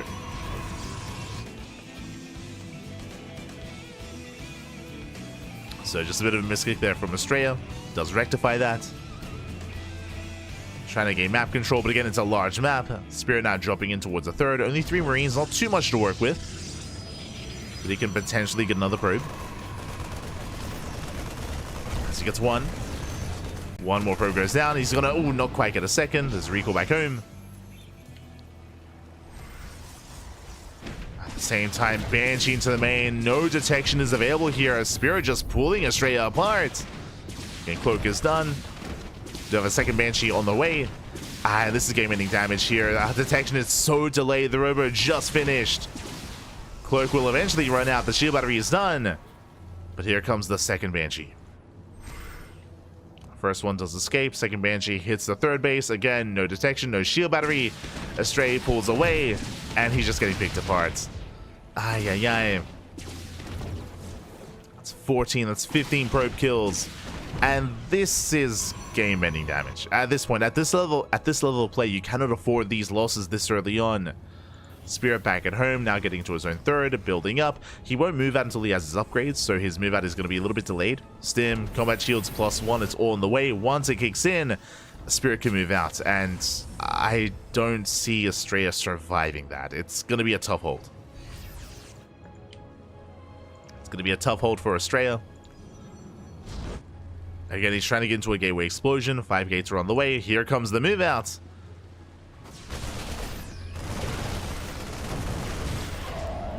Astrea gets a Marine. Does get a Marine. Does force an early siege. So Spirit, he's still stuck on his side of the map. Observer does spot the move out. Astrea catching another Marine. Gets 1, gets 2, gets 3. Not bad. Picks up 3, picks up almost a 4th Marine. Forcing the tanks to siege once again. So very nice moves here from Astrea. Again, just slowing down the push, forcing siege after siege, allowing Astrea to build up and to warp in. And to amass an army. Meanwhile, Banshee's a hit once again. This time Astrea, he's ready for it. Takes down the Banshee. Much cleaner defense this time. Spirit getting his third. Astrea threatening a drop into the main. Ideally, you do want to wait for Spirit to move out before committing with the drop, but Astrea he just goes straight in. Straight for the mineral line, getting a couple of SCVs. Going for a warp in as well. At the same time, Astrea is pushing towards the third, but the tanks are sieged. Astrea can't commit, he has to back up, has to respect it. Spirit Safari defends. But emphasis on the fact that Spirit, despite having a lead early on, he is staying back home. He is stuck at home. Going for the War Prism. Doesn't quite get it. Spirit now moving out. Astrea working on his splash damage. The Bay is on the way. Spirit, he needs to try to slow this down once again. Oh, Astrea, sorry. Astrea needs to try to slow this down once again. Setting up for a potential surround as well. But there are just so many Marines. There's such a supply advantage here for Spirit. Astrea, he collapses in. Tanks a little bit late to siege. Tanks are going to be going down. Gets both. Both tanks do fall. But what about the Bio? What about the Marines? What about the Marauders? Spirit, he can just stim and win from here. May have lost the tanks, but he doesn't need them. Doesn't need the tanks. Back at home, no shield batteries. Astrea, he dives in. Does focus on the medevacs. Nice pickups.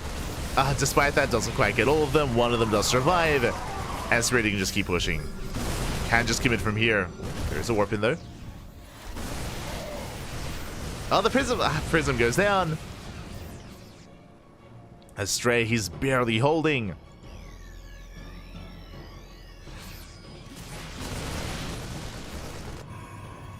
Does barely hold on. First Colossus is on the way. Astrea, he is still yet to stabilize though. Still far behind.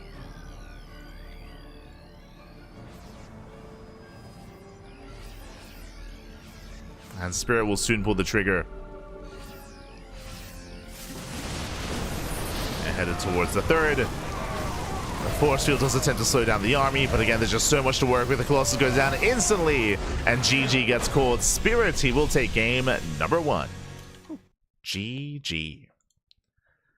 Spirit does snowball into a win there, and again, a lot of that was off the back of the economic damage he had dealt earlier. Again, it was insane what he was able to achieve with the early drop play, the Widowmine Marine drop into the main, followed by the Banshee harass as well. Unfortunately, Astrea, he was late to get into his own Observer. If you remember, the Robo was delayed as well, because he had to cancel the Forge, then rebuild the Robo, so just a really rough opener there out of Astrea, led into delayed detection, and alas, led into dead workers.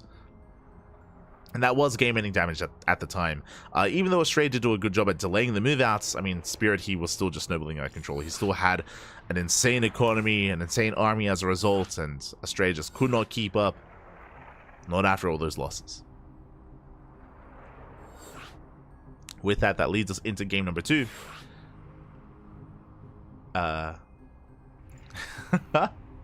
Leads us into game 2. And we'll see if Astrea can bounce back. I'm sure he can. Meanwhile, it looks like we are getting other observers. Other observers are going to be joining us.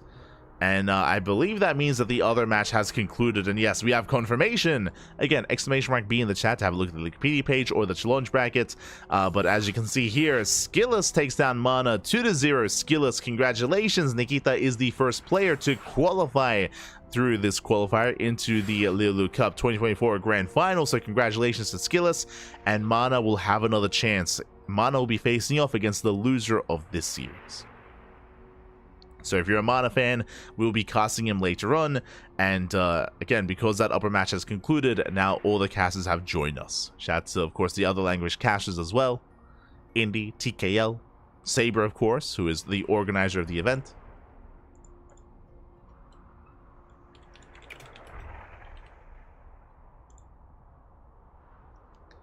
For now, we still have to conclude our series.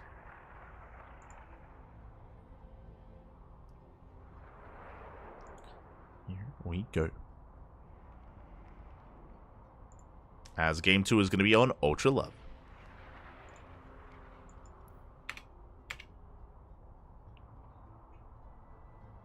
Getting into Ultra Love.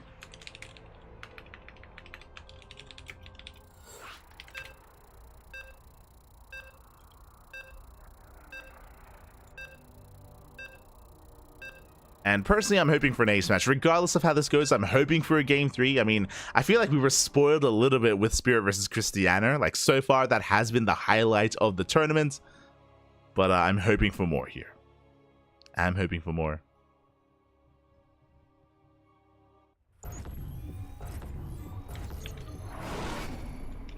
As spawning in the bottom left-hand corner of Ultra Love, we have the teal Terran player. The Polish Terran, leading the series 1-0. It is a Spirit. And spawning in the top right-hand corner, we have the American Protoss player, the Red Protoss. The Protoss Hope himself down in the series. We'll see if he can bounce back and force that ace match. It is Astrea. Here we go.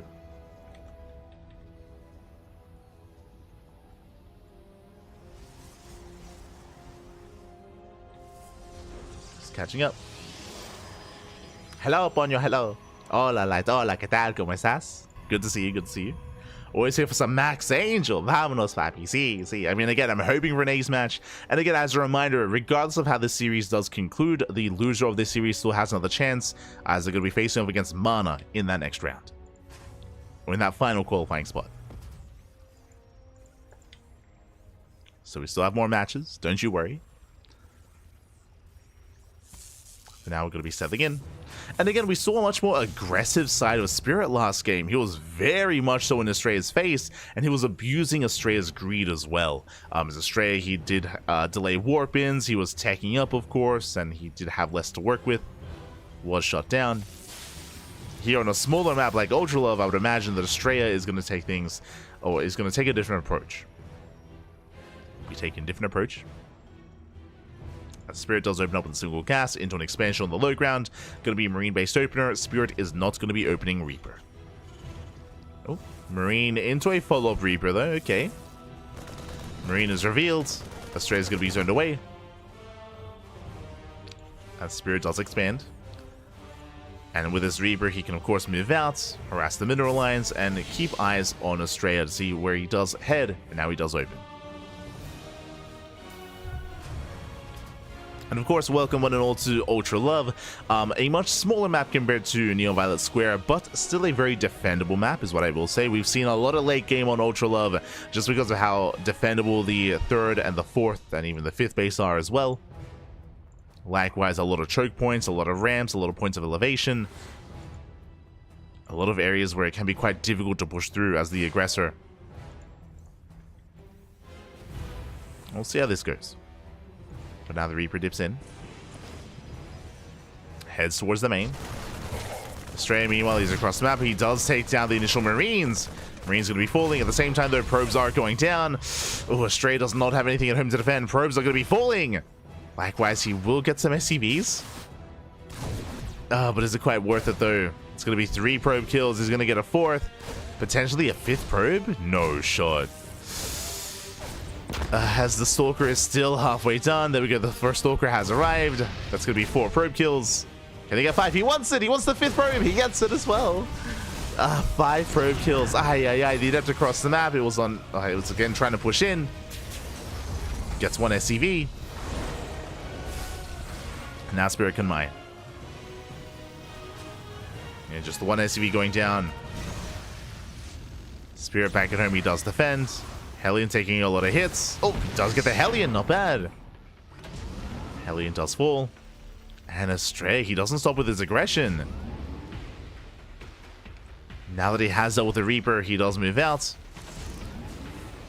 Hoping to push into the mineral line. Widowmine is set up, though. Behind this, Astrea going for an earlier rover. It's going to be 2 gate into a rover from Astrea. We'll get 1 SCV. Up! My shot goes off. Brutal connection. Stalker goes down. This is not worth it for Astrea.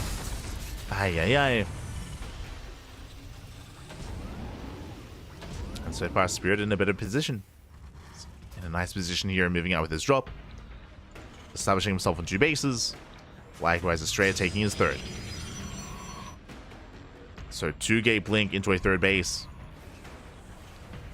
Astrea trying to be a little bit greedier here. Makes sense after losing 5 probes.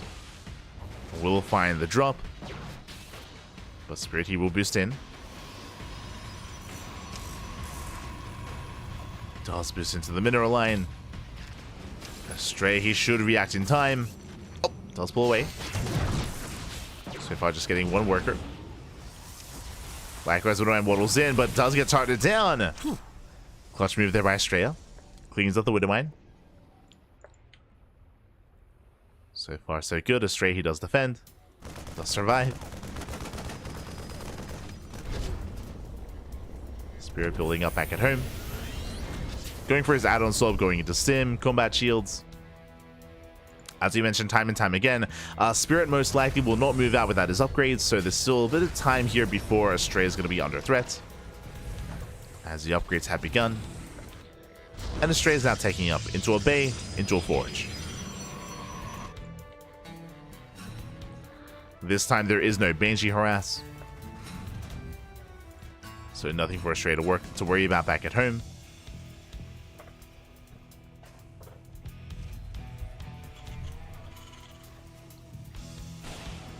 So Widowmine drop does come back in. Oh! My shot goes off, takes down another Stalker. These trades have been brutal. Another Stalker goes down.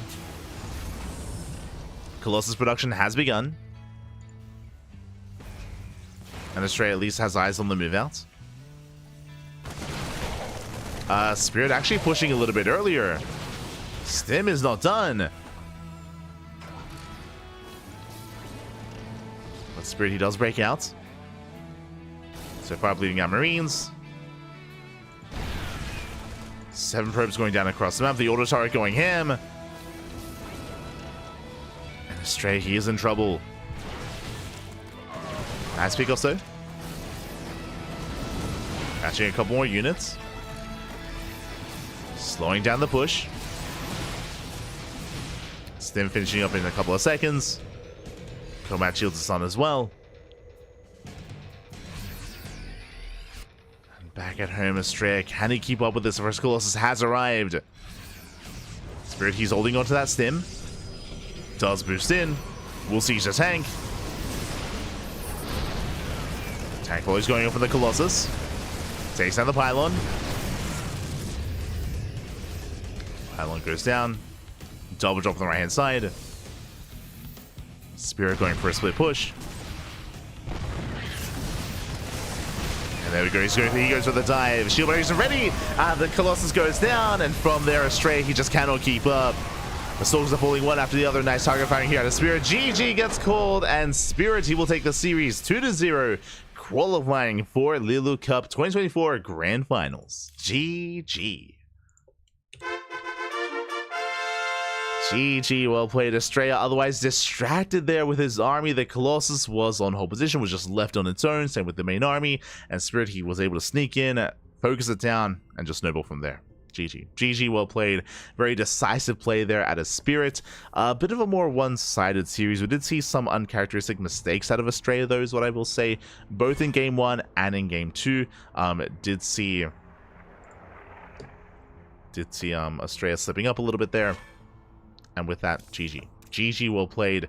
Spirit does claim the series. Congratulations. He's going to be the second player to qualify alongside SKillous for the main event. But the question becomes, who is the final player to qualify? Because Astrea still has one more chance. He's going to be going up against MaNa in the final best of 3 in the final qualifying match. Let's go. Let us go. We have one series left.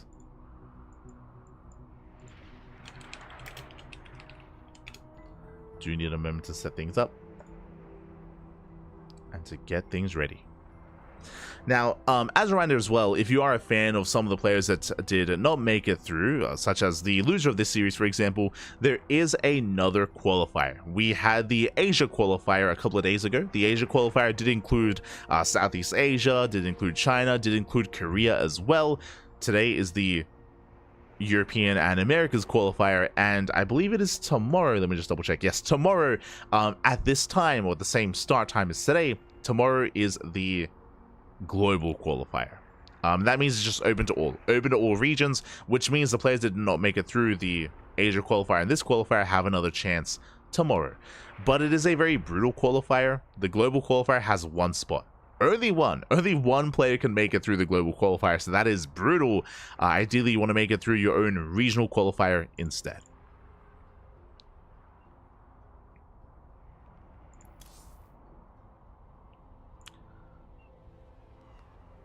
And so far, do we see who has signed up for the global qualifier? Let's see. So far, Zhang, MaNa's already signed up.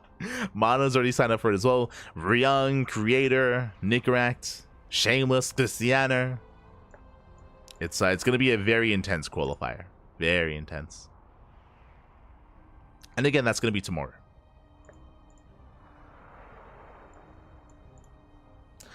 There are some key players that we have not seen compete here in these qualifiers, though, especially from the European region. Specifically, we have not seen Hero Marine, same with Lambo as well. Those are the two that come to mind. Who am I thinking of? Actually, all the top German players, now that I think about it. Specifically, Big Gabe, Lambo, and Showtime, right? I remember I was going over the potential big names to follow in this qualifier the other day, yesterday even, when we were going to be casting this. And yeah, no Showtime, which is surprising to me. Like, I feel like Showtime would be a sure thing to make it through to compete in this event. But yeah, the German boys, they're They're nowhere to be found. I mean, they might be here for the global qualifier, but I expected them here in the European qualifier.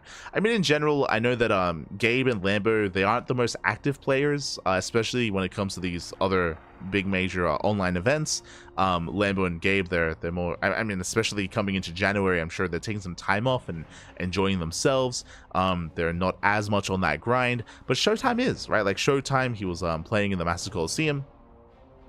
So, yeah, I was expecting to see him here, but I know it is like a hard time to compete in these qualifiers just because, I mean, it's the 2nd of January, right? Well, I guess now it's the 3rd of January, but you know, I'm sure a lot of people have been enjoying themselves, you know, partying, especially Gabe. True, dancing, of course, celebrating the new year, and they might not be in the best shape and in the best form to play in qualifiers. How dare these players have social lives? Oh my god, how dare they? Kappa. But I do hope to see them in the global qualifier at least. I hope so.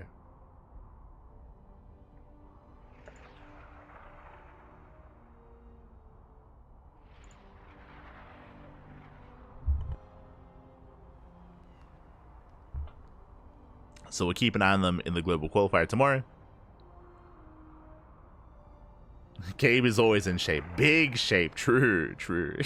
Oh, no.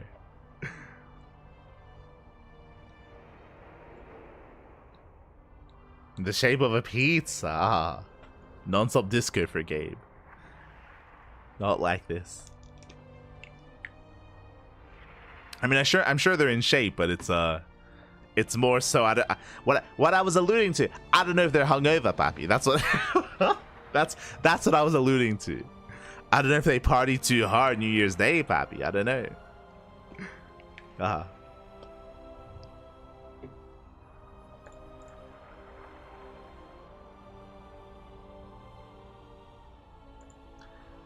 For now, though, we are going to be setting up. Vetoes are underway. Vetoes are underway. And it looks like we may as well go on a short break. We're going to be going on a short break here. And when we come back, we will have our final series of the night. So take this time, get some snacks, get some food, get some water, drain your disruptors, massage your marines, tuck in your tempest, stretch your roaches, and we'll be back soon with our next best of 3. See you soon.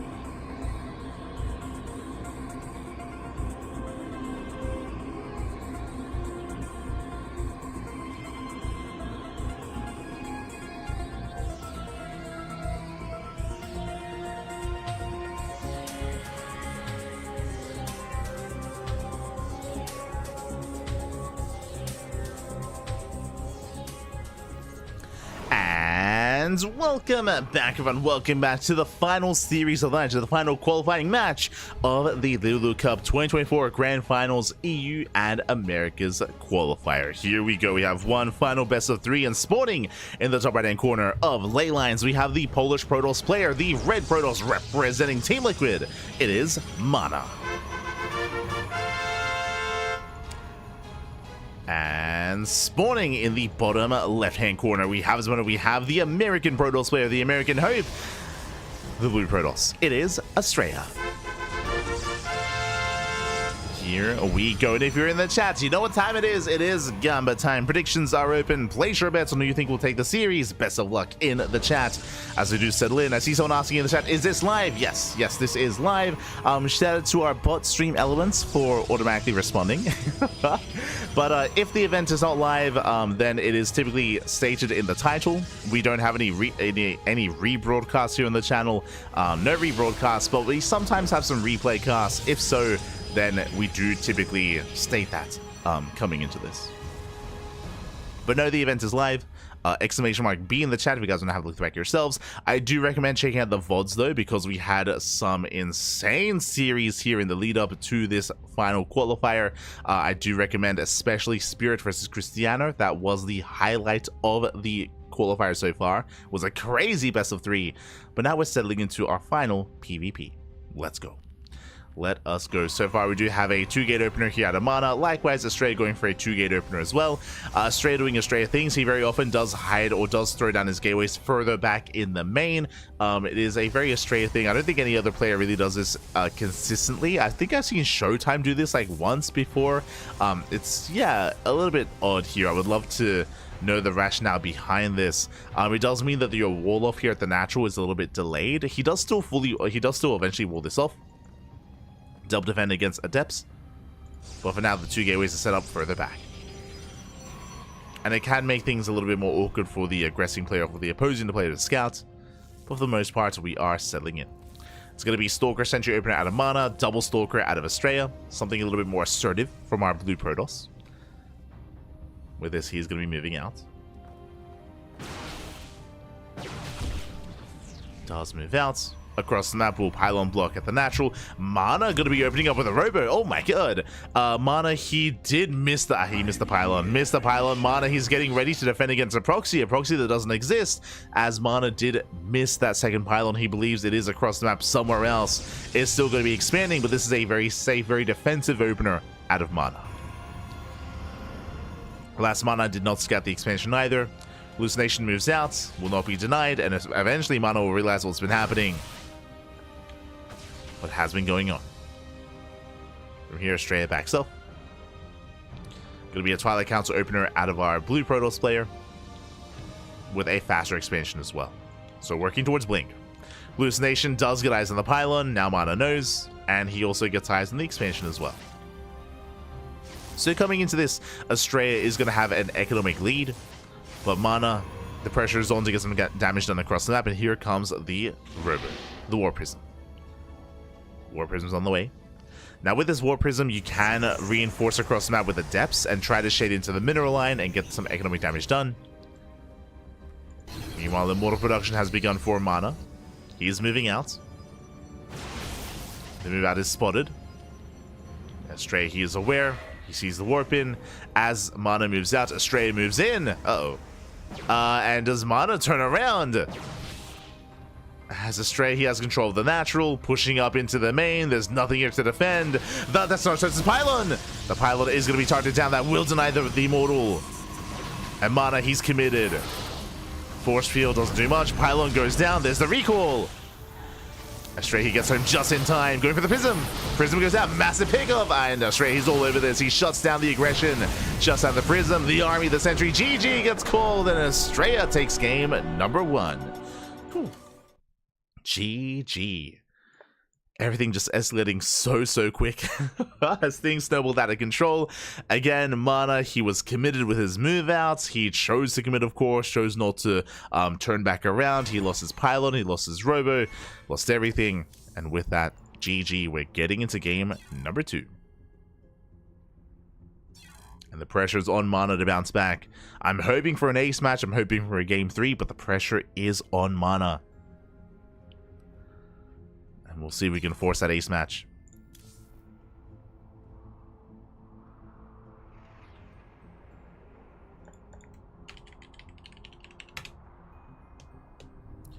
As we are switching over to the European region.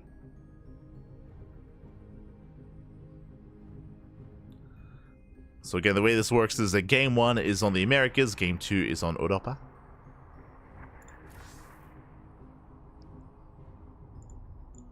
So we are switching back and forth.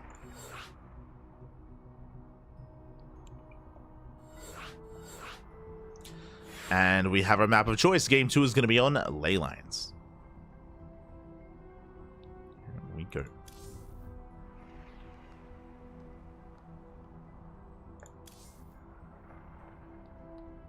Now players are asking for a moment. Understandable. Understandable. I mean, again, this is the final qualifying match of the event. So, they need some time.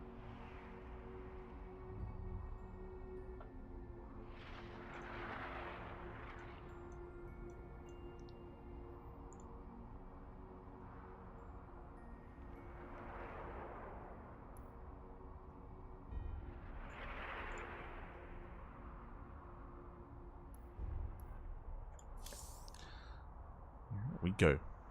Also, we were about to load into ley lines, and then MaNa's like, "Wait, did we just play on this map?" Like, yeah.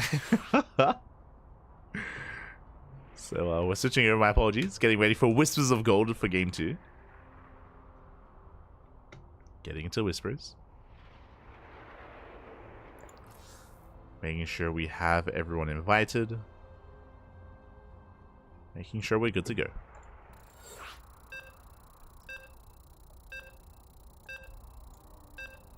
Leading into our next game.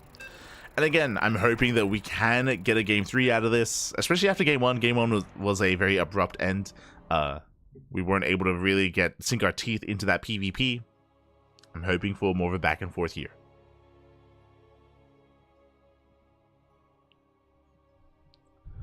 Hoping for more of a back and forth this time.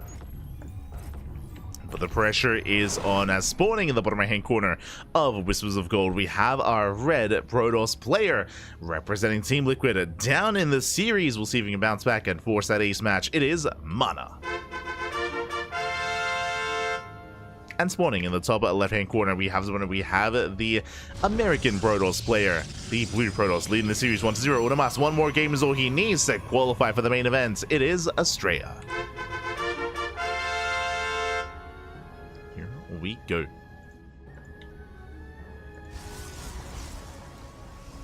And this time Astrea going to be walling up here at the ramp, setting up his gateways. Likewise, so is MaNa. And again, last game was just a really awkward game for MaNa. If you remember, or just as a reminder, he did miss the second pylon, so he was setting up for a more defensive build, going for the earlier robo. Once he realized that he had been bamboozled, that he had been duped, then he did commit into an all-in and was torn apart. Astrea did just pick him apart there.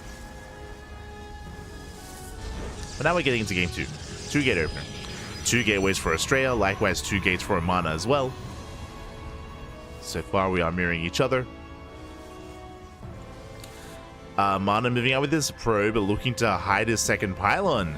And I would imagine this is going to be a fake proxy pylon, not a real one. As he's hiding his probe here on the right hand side, Astrea doing the same. So, grey minds, they think alike. There we go, we have the fake proxy pylon for MaNa. Astrea going for a very real proxy pylon. Okay. So MaNa, his pylon is designed to try to force an overreaction once Astrea scouts. Meanwhile, Astrea, he just commits. And this is a prime location for a proxy robo. And there it is. Oh, not a robo, sorry, a gateway. So it is going to be a 3-gate setup. It is going to be the setup for an all-in here from Astrea. I believe this should lead into a 4-gate with a 4th gateway to move out. Astrea goes in for a scout. We'll get eyes on the lack of pylon. And MaNa's looking to expand. Oh. Yeah, the pylon is missing. Astrea confirms. MaNa likewise scouting as well. I'm sure we'll soon recognize that the pylon is nowhere to be found as well. So gateways are finishing up. Oh, MaNa, the scout is denied. Probe goes down. MaNa's in the dark. You can see he's looking for any proxy location, just checking here outside of the natural. It does expand, and Astrea does not. He's going to be reinforcing, making 3 stalkers at a time. Warp gate is being chronoed. No 4th gate, so just 3 gates. And Astrea, he will have the stalker lead. Now, a big factor here in the early game as the hallucination moves out across the map is going to be force fields. True. As this early on, there is no blink. The hallucination will eventually confirm the all-in. As MaNa will see that there is no expansion. Yeah, no Nexus. No Nexus whatsoever. Astrea is moving forward. Going for the sentries. Going for the stalker even. Force fields, he gets knocked down. Yeah, 1 stalker falls. The trades with the sentry, but that's going to be a 2nd stalker going down. And despite Astrea having the larger army, he's being picked apart. Oh, that's another stalker falling. And Astrea just doesn't have enough. Gonna be forced back. MaNa defends. MaNa expands. MaNa is ahead. The shield battery isn't done. Astrea pushing in once again. He does reinforce Astrea. He can still overwhelm. Gets a sentry. Gets one of the sentries. Will focus on the shield battery. Pulls away the weakened stalkers. But the shield battery does complete. Again, MaNa just trying to buy time. 4 stalkers versus 4 stalkers. Still trading 1-to-1, but reinforces they have arrived in Astrea. He might just have too much. He's overwhelming. He's barely overwhelming the army. It's still so close, though. Boys are being pulled. To get another stalker. Does Astrea have enough? It's still very close. Oh, please down to the stalker towards the end. Astrea barely saving 2 of those stalkers. Nice moves. It barely does save them. Shield battery does complete. Immortal has arrived. And with the help of the Immortal, I don't see Astrea breaking this. Yeah, now he expands. He's forced to expand. Very late expansion for Astrea. He is behind. And he did not get enough damage. He came close. But the initial force fields, we spoke about it at the time. How intense these forces can be. GG gets called. Astrea gets locked down. And MaNa, he survives. He takes game number 2 and ties up the series. GG. GG, well played. But the deciding factor in this game was the initial force fields. Just locking down the army and sniping 3 stalkers at the start of the game was brutal, and Astrea never quite recovered. His goal was to overwhelm, was to just build up his stalker army and just snowball out of control from there. Alas, he was unable to, and with that, GG, well played. We are going to the ace match. It's a short series. it's turning into a very short series, Pap. Yeah. I mean, we're getting a game 3, that is true, but short games, I should emphasize. The question becomes, whose turn is it going to be this time to all-in? Game 1, MaNa was kind of forced into an all-in, and he was picked apart. Game 2, Astrea went for the all-in. He got picked apart as well. It's not working out for the aggressing player here. We'll see how this story ends.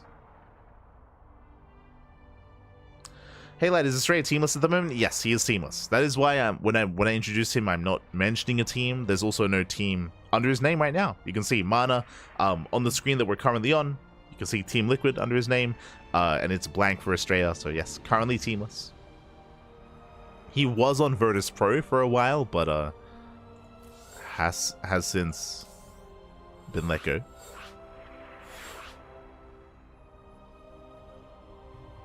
Deserving to be on the team, of course. Deserving to be. But currently a free agent.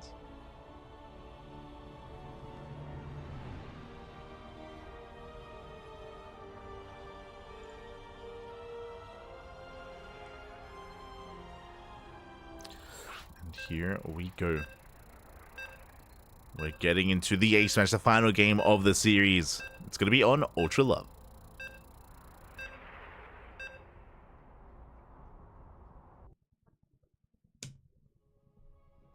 But yeah, currently we're in kind of an unstable era of StarCraft just because of the lack of announcement for EWC.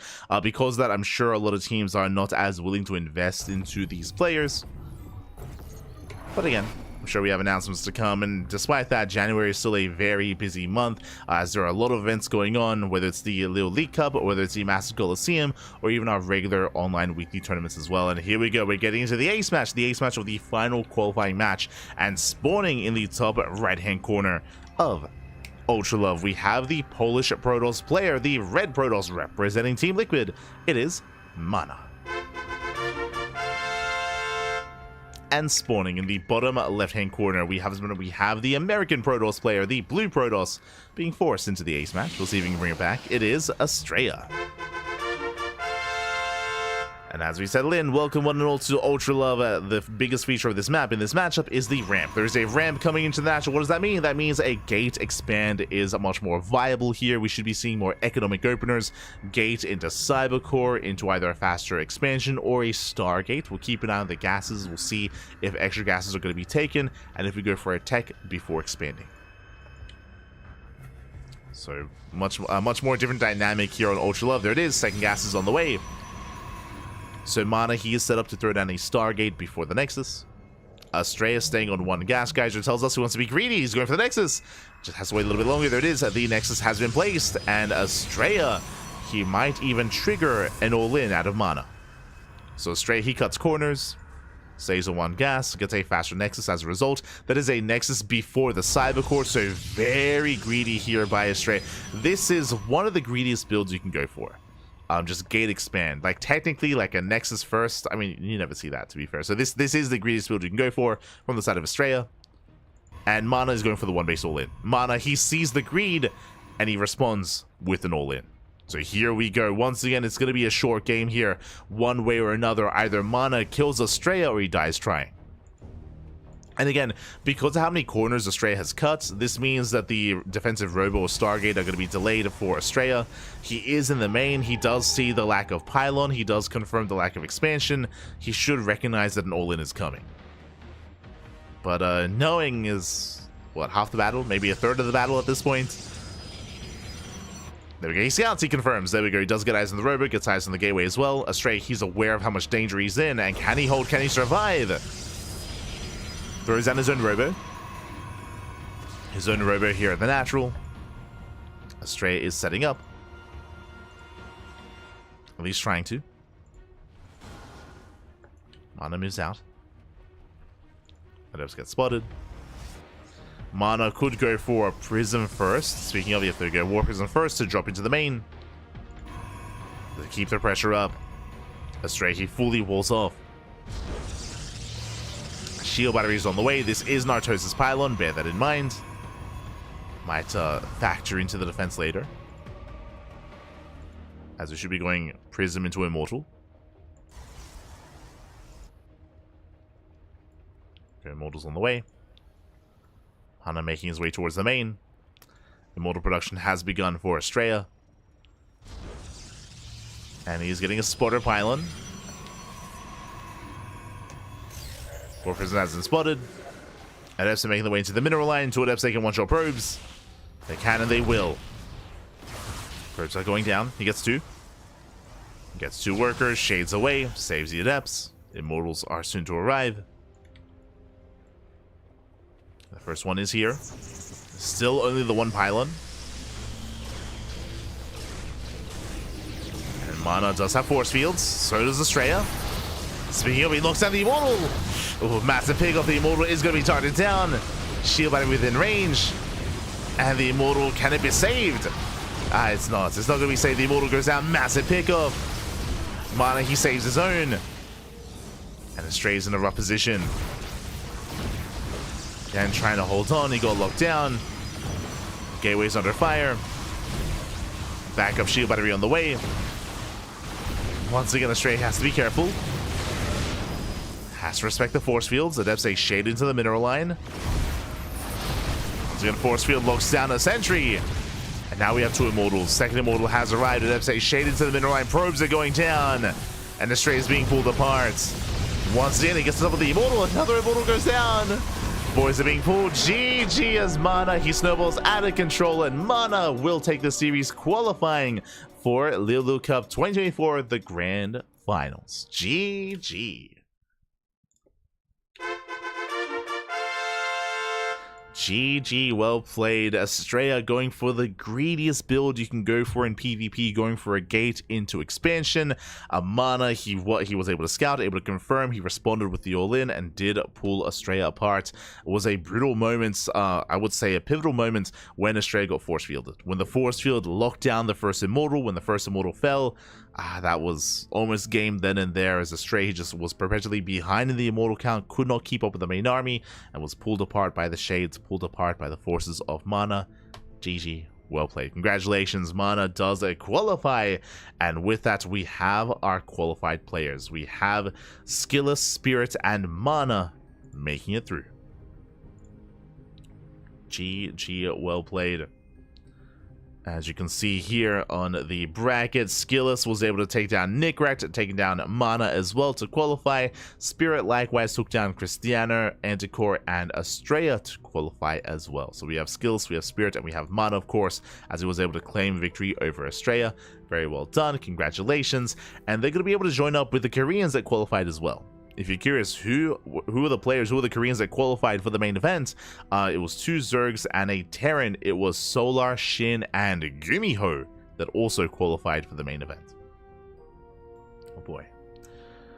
So we do have a lot of representation here in the main event. Likewise, we have the invited players as well. And we're still missing a couple of key players is what I will say, but the invited players were Hero, MaxPax, and Jeshi, Clem, Oliveira, Dark, Cyril, Raynor, and Rogue. So the best of the best are going to be a part of this event. When I say that we're missing some players, I was pointing out earlier that for whatever reason we were lacking some German representation in this qualifier.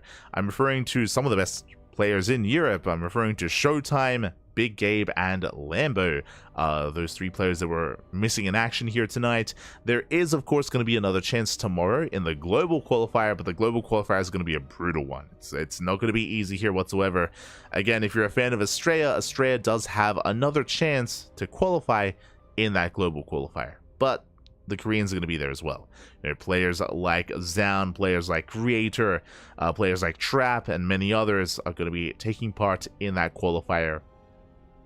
Cure as well, Beyond. It's not going to be easy. Not going to be easy. So best of luck. Best of luck to all those that do compete in tomorrow's qualifier. We are going to be there to cast. So in 24 hours, or I guess less than 24 hours at this point, we're going to be live in 21 hours time with the global qualifier of the LiuLi Cup, so do look forward to that. Likewise, if you are unsatiated, if you want some more StarCraft before that global qualifier, we're going to be live in how many hours time? 10? 9. In 9 hours. Jesus. In 9 hours time, we're going to be live on the channel with a show match series featuring Mono and the Latin American community in StarCraft Evolution. Again, we've been casting quite a lot of StarCraft Evolution here on the channel, and I think it was last week, we casted MC versus the Latin American community here. This week we have Mono. For those that are curious, we host just a variety of fun show matches between some of the GMs in Latin America versus a key Korean player. The Latin American community, they've been featuring players like Dark, like Byun, now also MC and Honmono as well in StarCraft Evolution, and even hosting some fun like 2v1s and 3v1s as well, which has been a lot of fun to get into as well and to enjoy. So again, if you're interested, we're going to be covering that in 9 hours time. Again, plenty of StarCraft here on the CranKy Ducklings. Always something going on. If you enjoy the broadcast, if you want some more content, if you want some more action, then consider following us. Consider following us here on the social medias, !socials in the chat, and you'll get a link to our Twitter, Facebook, Instagram, YouTube, and Discord, all things CranKy Ducklings. We do upload VODs on a daily basis on our YouTube channel, so do consider checking out our YouTube. Likewise, we're also live on all the platforms. We're live on YouTube, live on Facebook, live here on Twitch. We're also live on TikTok and on Kick as well, so depending on what platform you prefer, We got you covered with that live broadcasting. And finally, if you want to help support us in other ways, in a more monetary way, you can do so via subscribing to the channel or via Patreon. We do provide replay packs to our subscribers. We provide replay packs to our patrons as well, so you can gain access to those replays if you wish. Otherwise, all the money that we make on the channel goes towards our tournaments that we host. It goes towards Sparkling Tuna Cup, Sea Duckling Open, and Master Swan Open as well. Plenty of events that we do host here on the channel, and that is all funded by the people for the people. So thank you so much to all of the patrons that we do currently have. We do appreciate it. You can actually see our goal on Patreon just under MaNa's name. Currently, we do earn 328 USD per month, and our next goal is at 400 USD. That next goal is to pay out top 4. Currently, our tournaments are very top heavy. Currently, our tournaments are top 2. They get paid out. But if we can grow our Patreon a little bit further, we can pay out top 4 instead. Just to spread the love and to support the players even further. So if you're interested, you can support us on Patreon. Otherwise, thank you. Thank you so much for watching. Thanks so much for tuning in. And again, we have 2 more broadcasts in the next 24 hours. 1 in 9 hours, 1 in 21 hours time as well. So plenty of content on the channel, as always. Again, January is going to be a very busy month for us. Very, very busy. We have 1, if not 2 casts a day every single day. If we wanted to, we could even have 3 casts a day, but I wanted to sleep at some point, so we did slow down a little bit here, and we're limiting ourselves at least a little bit, trying to calm things down before we, embrace 2025. But yeah, a lot of content. Masters Coliseum, LiuLi Cup, Lima League. We have the Big Store Mondays, Wardy TV Mondays, OSC Season Championship, and many other broadcasts throughout the month of January. So with that, what a way to start the year. Happy New Year's, everyone. Happy New Year's. Take care of yourselves. Look after yourselves, and hope you all have a great year.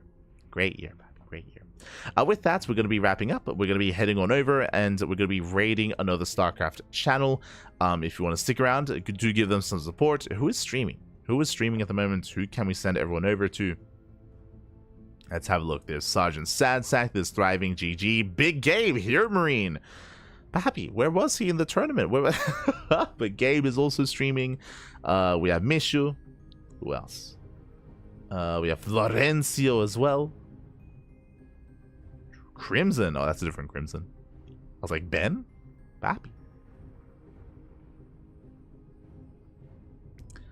So stick around as we give another StarCraft streamer raid. Otherwise, thank you so much for watching, and we'll see you guys tomorrow for some more StarCraft action.